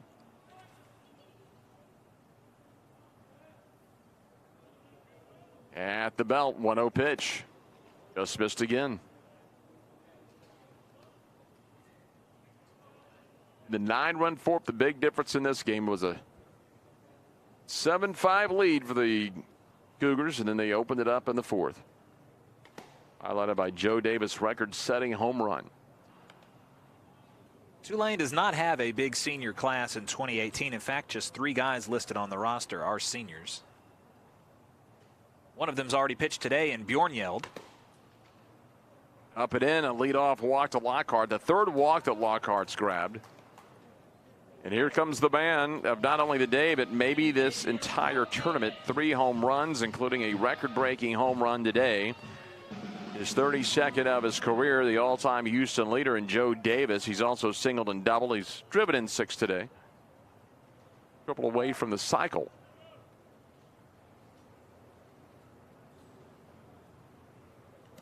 Up and out, backhanded by Owen. Number 36, Robert Price, is warming up over the wall. Last time Joe Davis came to the plate. 10th home run of the year, outside part of the plate, but I don't know if there was much doubt. This one got over to the wall in a hurry, and his team comes out to congratulate him. High again, 2-0. So I think, you know, a junior, soon to be a graduate of U of H, maybe in the next year or 2. Is that something you put on the resume? All-time home run leader, Cougar baseball? I have a T-shirt made. What do you have on the resume? 2-1. I would have a hype guy walking around campus. Here comes Jeff, all-time home run leader. 2-1. Strike. Davis just looking for a pitch to drive. Already has 10 RBIs in the tournament. 6 today. The 2-2 to Davis, and another high fly ball in the center. This one will stay in the ballpark. Witherspoon makes a catch, and there's 1 out. Connor Hollis has been on 3 times. He's 1 for 2 with a walk. He's also been hit. Driven an appearance, scored a run.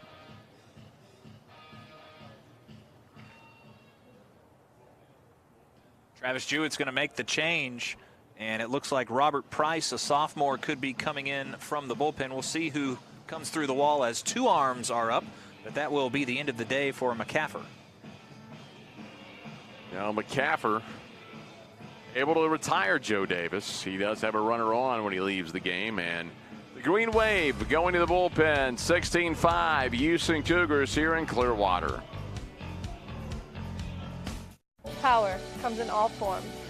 Power is a big tackle, a big save, a clutch hit, and a game-winning shot. Power is also standing up for what is right. Power is respecting an opponent, officials, student athletes, coaches, and team representatives. Power is not tolerating racial or ethnic comments, profanities, or other improper actions while at the game. Be American. Power. Power. Power. Power for life.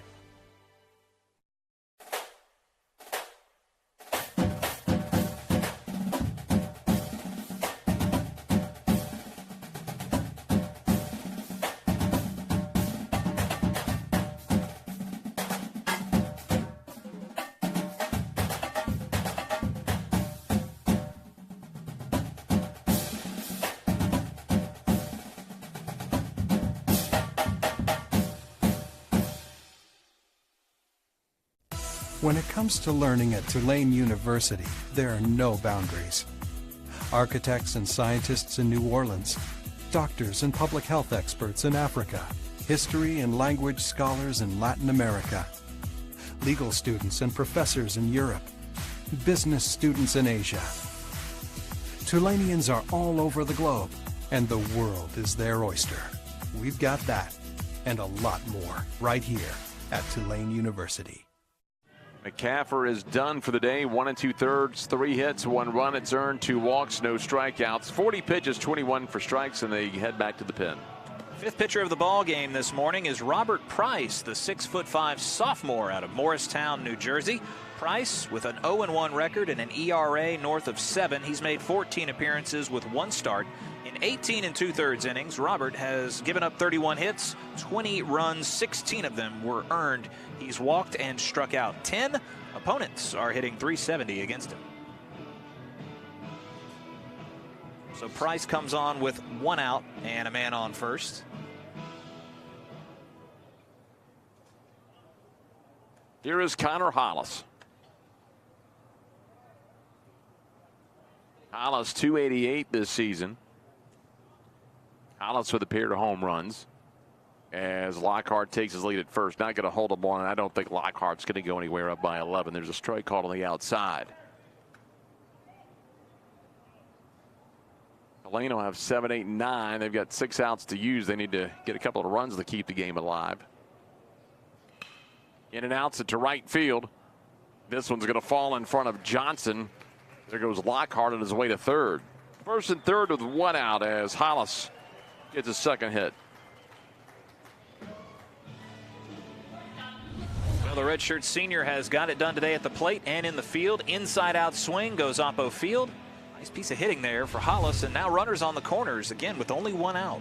Cooper Coldiron had an RBI single in the first, singled in the third, walked in the fourth, also grounded out to third in the fourth. Now Price looking for a double play to get out of the 6th inning.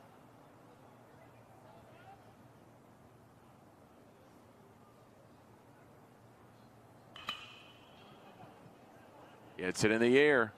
Coming in will be Witherspoon. Tagging up for a third is Lockhart. They'll throw. Will come into second base. So Coldiron gets a second RBI of the day. A sac fly to center field. And that'll extend the lead to 17-5. Most runs that the Cougars have scored in 2018. They previously had 16 against Tulane in the regular season. Ended up losing that game. But the run comes across now. 17 runs on 14 hits. Landon Etzel, the left fielder. 1 for 3, an RBI single back in the third. Struck out, grounded out, and had a sac bunt as well. Leaves it outside, 1-0. Etzel 231 this year, 333 hitter with a pair of outs in an inning. 1-0, the runner's going to go. It's going to be indifference. Owen not even thinking about going. I think Owen a little upset that a runner went as he walks out. He wasn't going out to talk to Price at all. And quickly the home plate umpire, Mark Wagers, comes in and gets in between them. Been a long day defensively for Tulane, and Coach Jewett does a nice job of coming out to talk with Owen and just settle his guy down. Tough situation to be in. And Coach Jewett and Todd Whitting discussing the situation.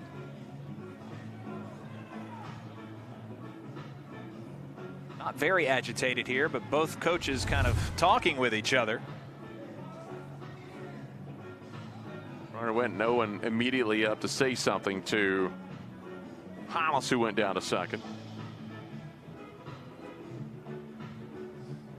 That was a very adept move by the home plate umpire, who may have heard some of the jawing on the catcher's way out to the hill. If you're not careful, you can lose control of a game. That was a veteran move right there. Looks like they're going to issue some warnings just to warn each dugout. Dugout warnings to each side.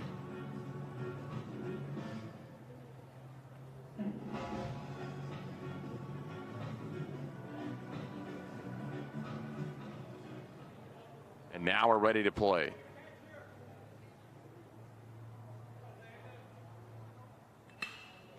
Fly ball in the center. That'll send Witherspoon back racing. It's off his glove as he stumbles. Hollis is going to score. There goes Etzel on his way to third base. They'll hold him there. Now the RBI triple.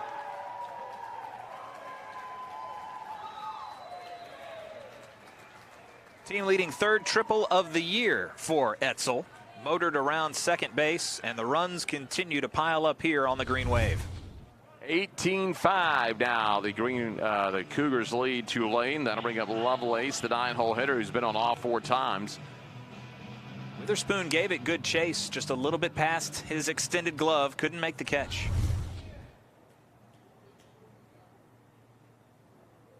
Lovelace ready, and here is the pitch.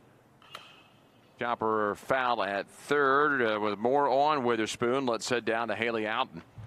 Yeah, tough play right there for Grant Witherspoon, but he leads the Wave in several offensive categories, but he's had to find a real balance. He's a chemical engineering major, so basically all his schedule consists of is baseball, class, and getting enough sleep to perform at that peak level. He comes to the field, goes to lab, meets with his group until about 10 or 11 at night. So this year, he lightened his class load to 12 hours, and it allowed him to make a huge jump on the field. Very, very busy young man, swing and a miss. That'll end the inning, but not before the Cougars get 2 more runs on a pair of hits, no errors. Don't leave a man on base, and we moving along with the Cougars up 18-5.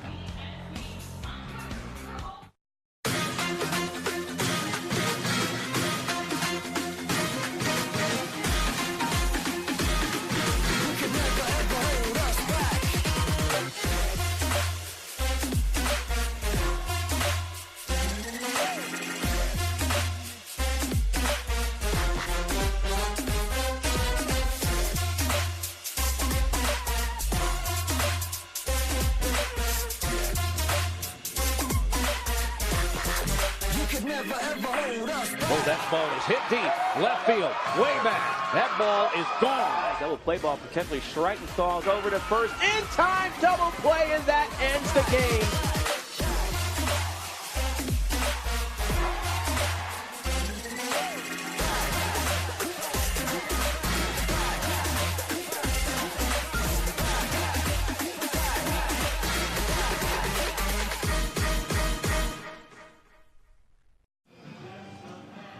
18-5, Houston leads Tulane. That's a new American Conference record for runs in a game as the Cougars beat their own record of 17 runs.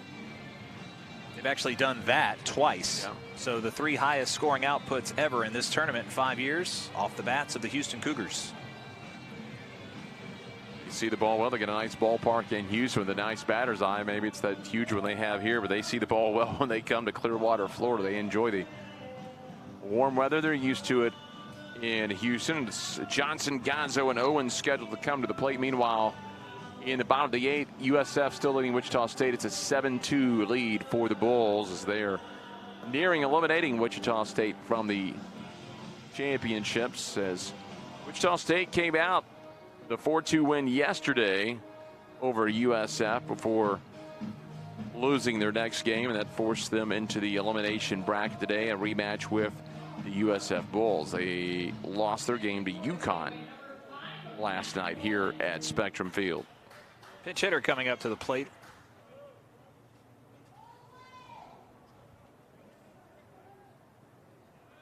Matt Rowland, one of the few seniors in the lineup. He's making his 40th appearance of the year and will come to the plate. So Rowland will dig in. Here's the first pitch on the way. Takes it, and it's 1-0. A 221 hitter, 259 when he leads an inning off.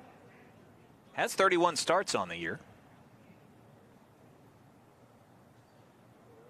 Outfield's going to play him deep. Etzel back in left. Here's a high pop up.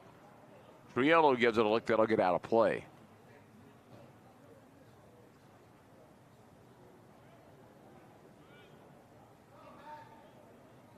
Spent the last 3 years with the Tulane Green Wave and was part of that 2016 conference championship team. He spent 1 year prior to that at Scottsdale Community College in 2015. 1-1. One hopper to the left of Triolo. Over to first, and there's one out.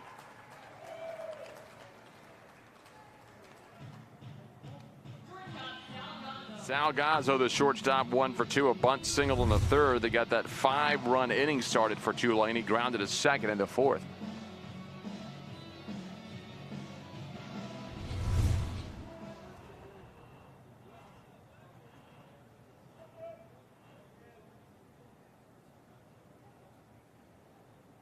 Hollis back a little bit at second with a left-hander up there. There's a strike called on the outside.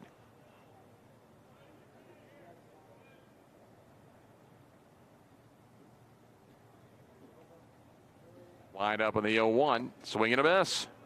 Caught a piece of it, actually. Still a strike. 0-2.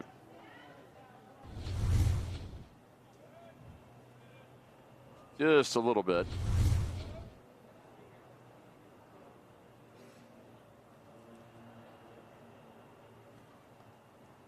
The 0-2 well off the plate.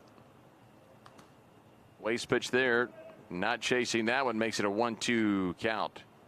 Barring a record comeback, Houston, with a win, will play ECU. They swept the regular season series. Swing and a miss. Struck him out. There's 2 away. Down to bring up ACO, and who's 1 for 2. A single and a ground out. Got him right there at the knees, chasing down and away. Houston won that series on the road, 5-4, 3-1, 6-5. Very competitive, but a sweep nonetheless for the Cougars.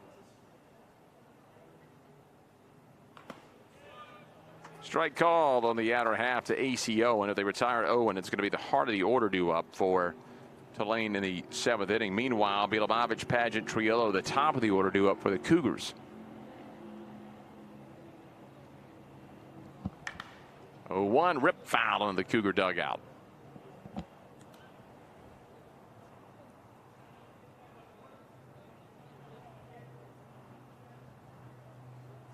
And we'll have to wait for the foul ball. Bilomovich will have to run over and grab it. You know, the Cougars went into today knowing what was ahead of them. If they wanted to advance, they're going to have to play 3 ball games in the span of about 24 hours. They've gotten off to a great start here, 18 runs on 15 hits. But again, everybody's laboring under the sun, while East Carolina is probably in the AC somewhere, maybe taking some indoor batting hacks.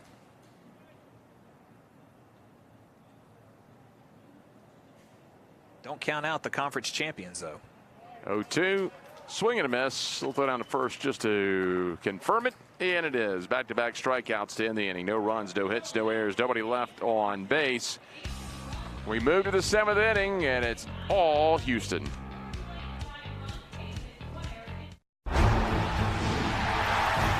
7,000 student athletes rising to become champions in 21 different sports at 13 esteemed institutions across 11 states. 360,000 students and 2.6 million alumni rise up in celebration of a Power 6 conference known as the American. Power comes in all forms. Power is a big tackle, a big save, a clutch hit, and a game-winning shot. Power is also standing up for what is right. Power is respecting an opponent, officials, student athletes, coaches, and team representatives. Power is not tolerating racial or ethnic comments, profanities, or other improper actions while at the game. The American. Power. Power. Power. Power for life.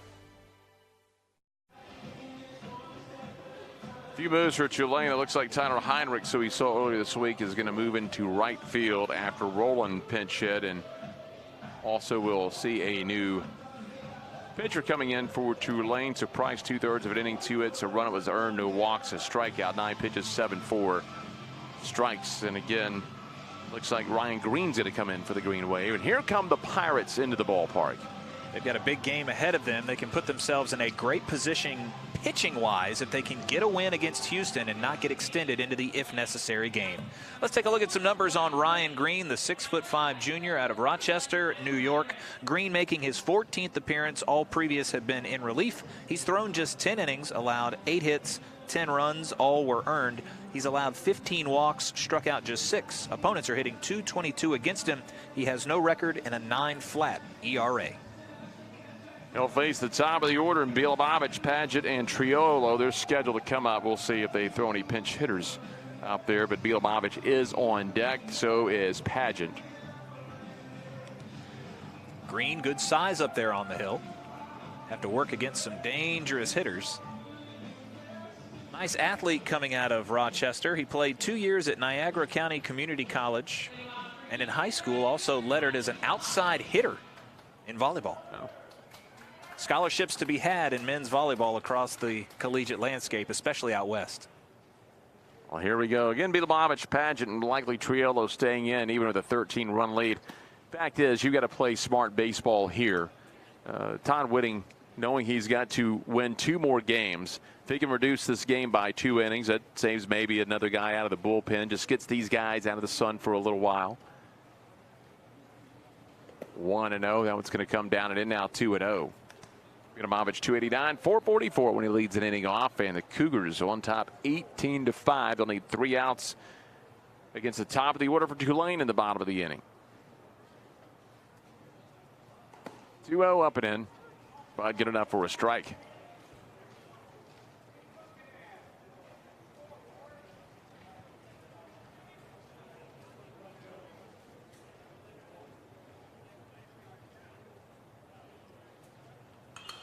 Popped it up into right field. Here comes Heinrich to make a play as soon as he gets in the ball game. So 1 up and 1 out.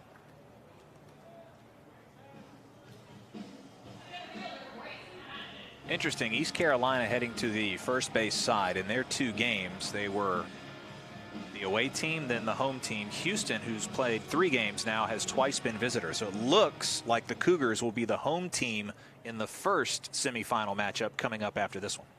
I really wish, and we've talked about this off air with a lot of people, that college baseball, and it's done this way at every single tournament. It's not unique to the American or any other tournament. It's just a baseball thing. Would just give the high seed the home team. You've earned that. I know you get the argument that, you know, it's not fair for everyone not to get the home, you know, get to be home team once, but I'm saying that's why you earned that in the regular season. Send that to the NCAA. I'm sure they'll get right on it. Can't believe it's 2018 and we're still deciding things with coin flips. 2-0 here to Grayson Paget. Paget's been on 3 times today.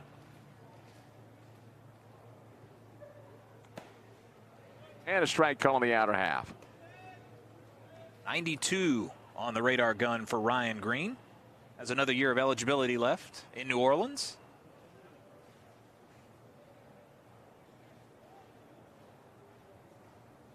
Green sets and the pitch, swing and a miss.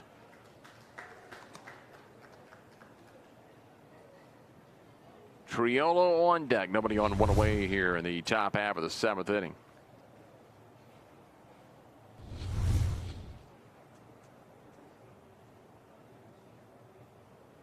Green, the right-hander, looks into the lefty. Ground ball left side at short. Gazzo has it. Quick throw to first in time, and there's 2 outs.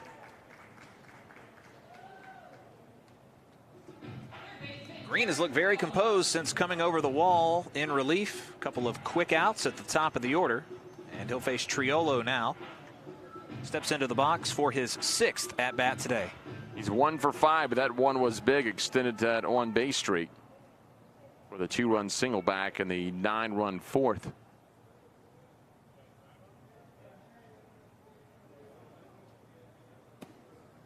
That'll be down and in for a ball, 1-0.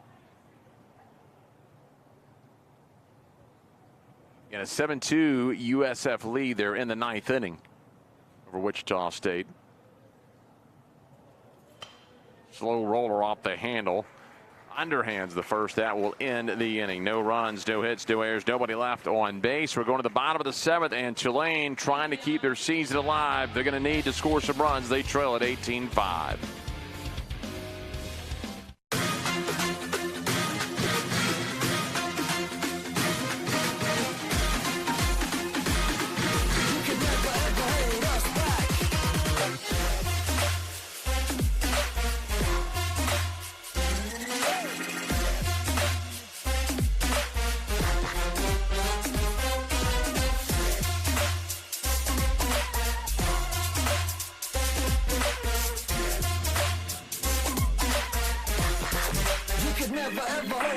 Oh, that ball is hit deep.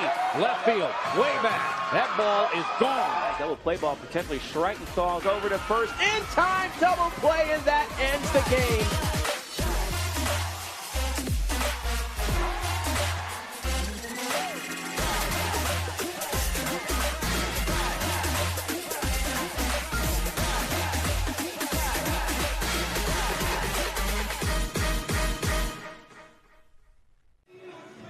(18-5) Houston Cougars trying to finish this thing out. Just need to allow 3 runs or less to Tulane here as the Green Wave going to try to keep their season alive as the temperature begins to creep up to 85 degrees. We're almost to noon Eastern as you take a look at the video board here at Spectrum Field out on left center field, and the Pirates are now in the stadium. We saw them walk in. They are in the shade under the first base suites, and it's going to be the top of the order coming up for the Green Wave. Interesting to see what they do pitching wise in this game coming up on the American Digital Network. Yesterday, I mean in the tournament, the last 2 games, they've thrown Holba, they've thrown Burleson, and 2 of their relievers, Ross and Barnes, have made 2 appearances. Will we see Tyler Smith, who's got 9 starts on the year and is 7-1? They do see us. Or do they save him maybe for a championship game appearance or a second semifinal game? There is a ball inside. Nice to have options. Yeah. You can come through that winner's bracket, affords you a lot of options, especially with the weather this week having a bunch of these games up. 1-0 popped up right side. Lockhart in foul territory, and there's 1 away. That'll bring up Witherspoon. Witherspoon an RBI single on the 3rd. Otherwise, he has struck out and grounded to 2nd.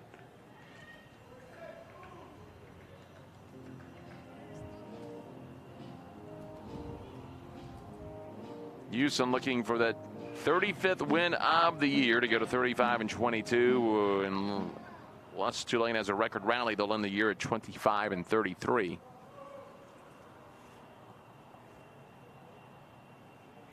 Ground ball back up the middle. That's going to get through. So Witherspoon is 2nd hit of the day.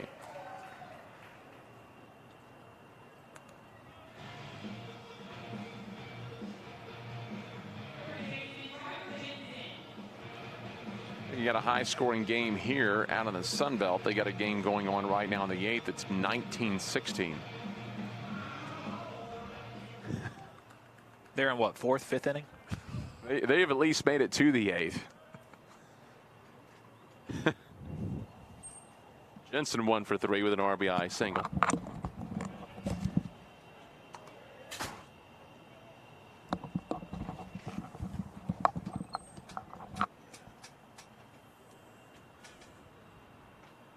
Grant Witherspoon just picked up his 200th career hit in a Tulane uniform. Congratulations to him. We've seen a lot of history in today's ball game. And he had a pair. That one's down and in. Swing and a miss, but he will get away. Witherspoon will make his way up to second base. Getting up to 200 likely puts him in select company, and there's been some great players come through that Green Wave program. Witherspoon still just a junior, but big power numbers. 19 doubles, 12 home runs. Interesting to see what happens in the MLB draft at the end of the year. All conference selection in 2018. 1-1. As Lovelace makes the stop on the right side.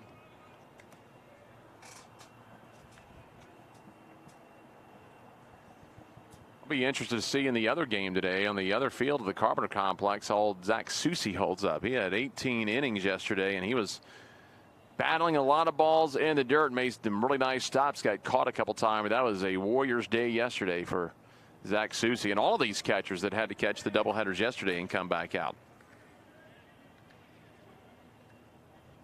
2-2 now to Jensen with Matthews on deck.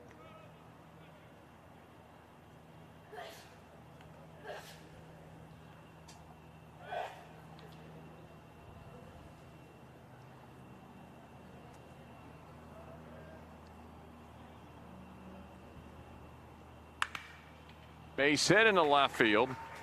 Witherspoon will jog over to third. So it's first and third with the one away, and Grant Matthews coming up. He's over 2 with a walk.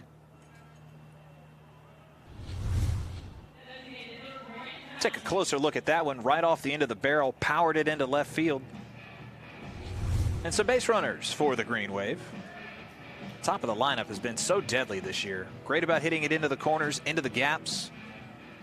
Now another talented bat will come to the plate in Matthews. It's gone final at the Carpenter Complex. USF beats Wichita State 7-2. So USF will face UConn in roughly 45 minutes over at Robin Roberts Field. That one's going to be down low. Colin Sullivan got the win for the Bulls today. Complete game, 9 innings, 5 hits, 2 runs, 1 was earned, 3 walks, 7 strikeouts, 124 pitch performance. The 1-0 here. Popped him up into left field. Got a little carry with a win. Etzel. Front of the track. The run's going to come in to score, and there's 2 away as his throw will come into second base. So Matthews, a sack to left, brings in the RBI, and for Matthews, that'll be his 19th run batted in. That'll cut the lead to 12. That's some impressive play by the USF Bulls here, who are the host institution in the Tampa Bay area for the American Championships. Lost their opener to Wichita State 4-2 and now have won 2 games in a row. Neither have come in this stadium. I don't think they'll be able to lobby if they make it the championship game to have the game moved over to the Carpenter Complex. Line drive, base hit into left.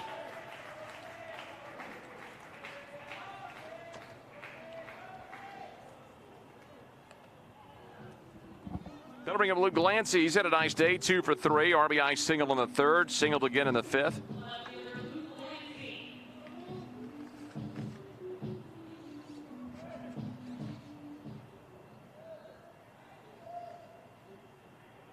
Quick meeting. Here comes Terry Rooney. They're not going to make a switch or anything. Just a really quick talk.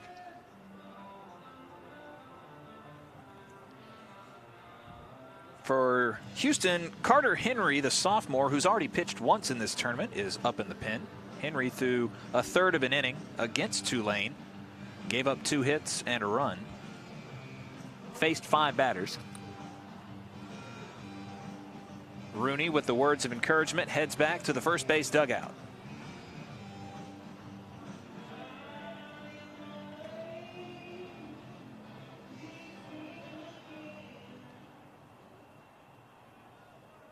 So Glancy has 2 men on. Jensen at second. Hosey at first. 2 away here in the bottom of the 7th. Houston trying to finish this game off.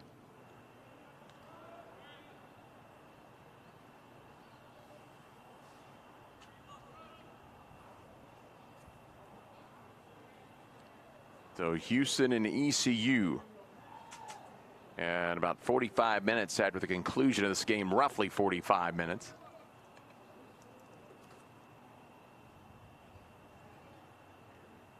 Pitch is outside and low. Well, Tulane with 3 wins on the year against Houston. It looks like the Cougars, though, are going to have the last laugh here, leading 18-6.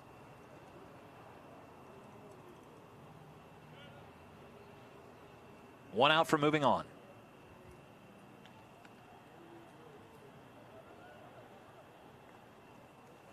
1-0 pitch to Glancy. Leaves it just down and away a little bit closer. Still outside at 89 miles an hour.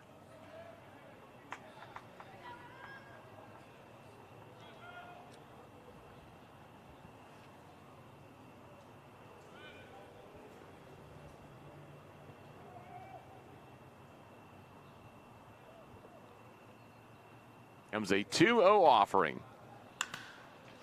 And they're going to stay alive. Another base hit. They'll extend another batter. Here comes Jensen. Hosey goes to second base. So 2 runs come across in the bottom of the 7th. 4th hit of the inning. And Villarreal is getting touched up a little bit by the Green Wave, who still need to score 2 runs to keep this game alive. They're going to see Heinrichs for the first time. He came in to play right field after Roland pitched in an inning ago. Heinrichs just 162 and 163 with runners in scoring position.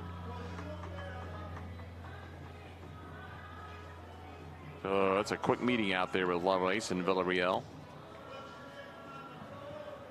You mentioned some of those great hitters in Tulane history. 200 hits for Witherspoon doesn't put him in the top 10. In fact, 277 hits is only good for 10th place in this vaunted roster all time. Chad Suter, Brian Hughes, James Juries, and Dan Wagner all in the top 5. The record, of course, belongs to Andy Cannizzaro, 350 hits right around the turn of the millennium. And now Terry Rooney will call time, and that'll be the end of the day for Villarreal. 3 2/3, 5 hits, a pair of runs, both earned a walk, 3 strikeouts as Villarreal threw 48 pitches this afternoon, but that's going to do it for him. They didn't want to have to go to the bullpen here in the 7th, but they also want to keep this a 7-inning ball game before they have to get into their semifinal matchup with ECU. So Houston is headed to the bullpen, and the Cougars leading the Green Wave by a score of 18-7 here in Clearwater.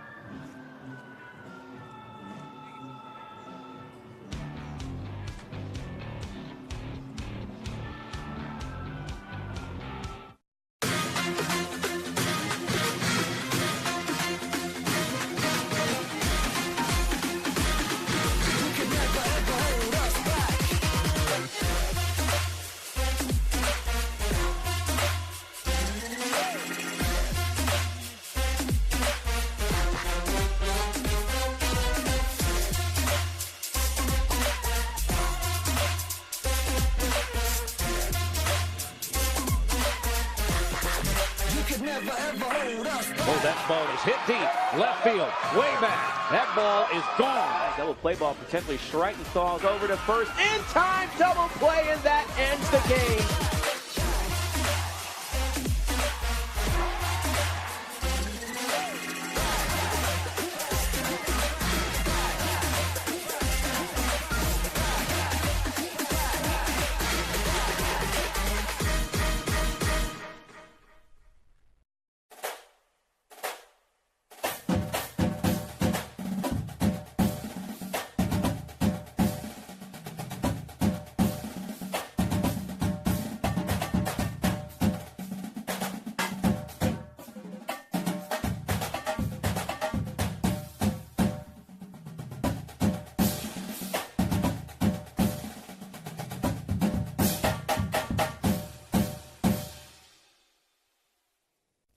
When it comes to learning at Tulane University, there are no boundaries.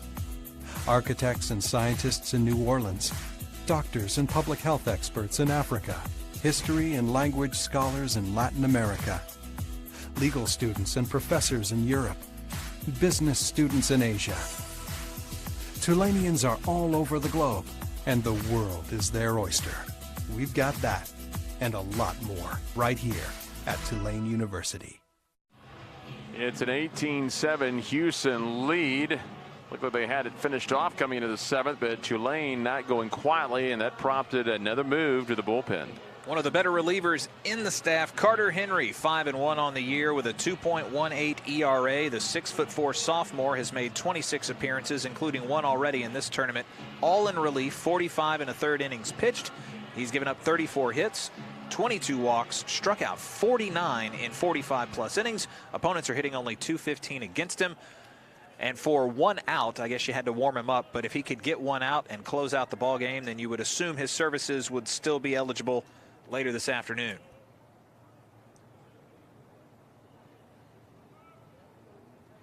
By the way, with that final, USF winning it over Wichita State 7-2, they will play UConn. That's going to be a 12:55 first pitch in the other bracket.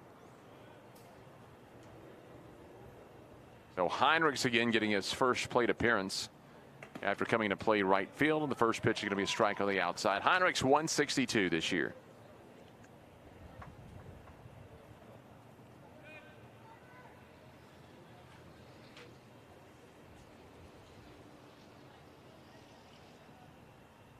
Here's the pitch from Henry.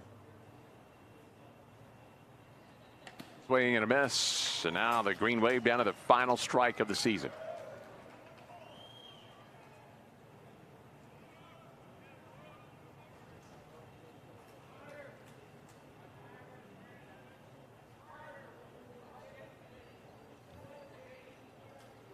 Henry, a long look in here. See if he's going to waste it or if he's going to come right at him.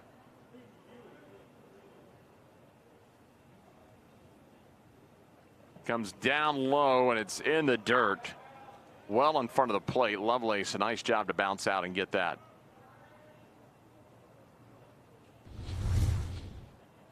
One more time through here.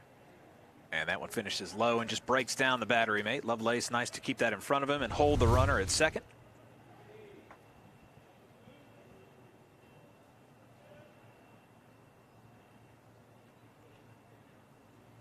The 1-2. That'll end it. Struck him out. They got 2 runs on 4 hits, no errors, 2 left on base, but Houston too much. 18 runs, 15 hits, no errors, 9 left on. Tulane 7 runs, 12 hits in air, 4 left on. Had a good one there through 3 when Tulane made that rally, Garrett, to close it to 2 runs with a 9-run 4th. Just too much to overcome as Houston again wins it today by a final of 18-7.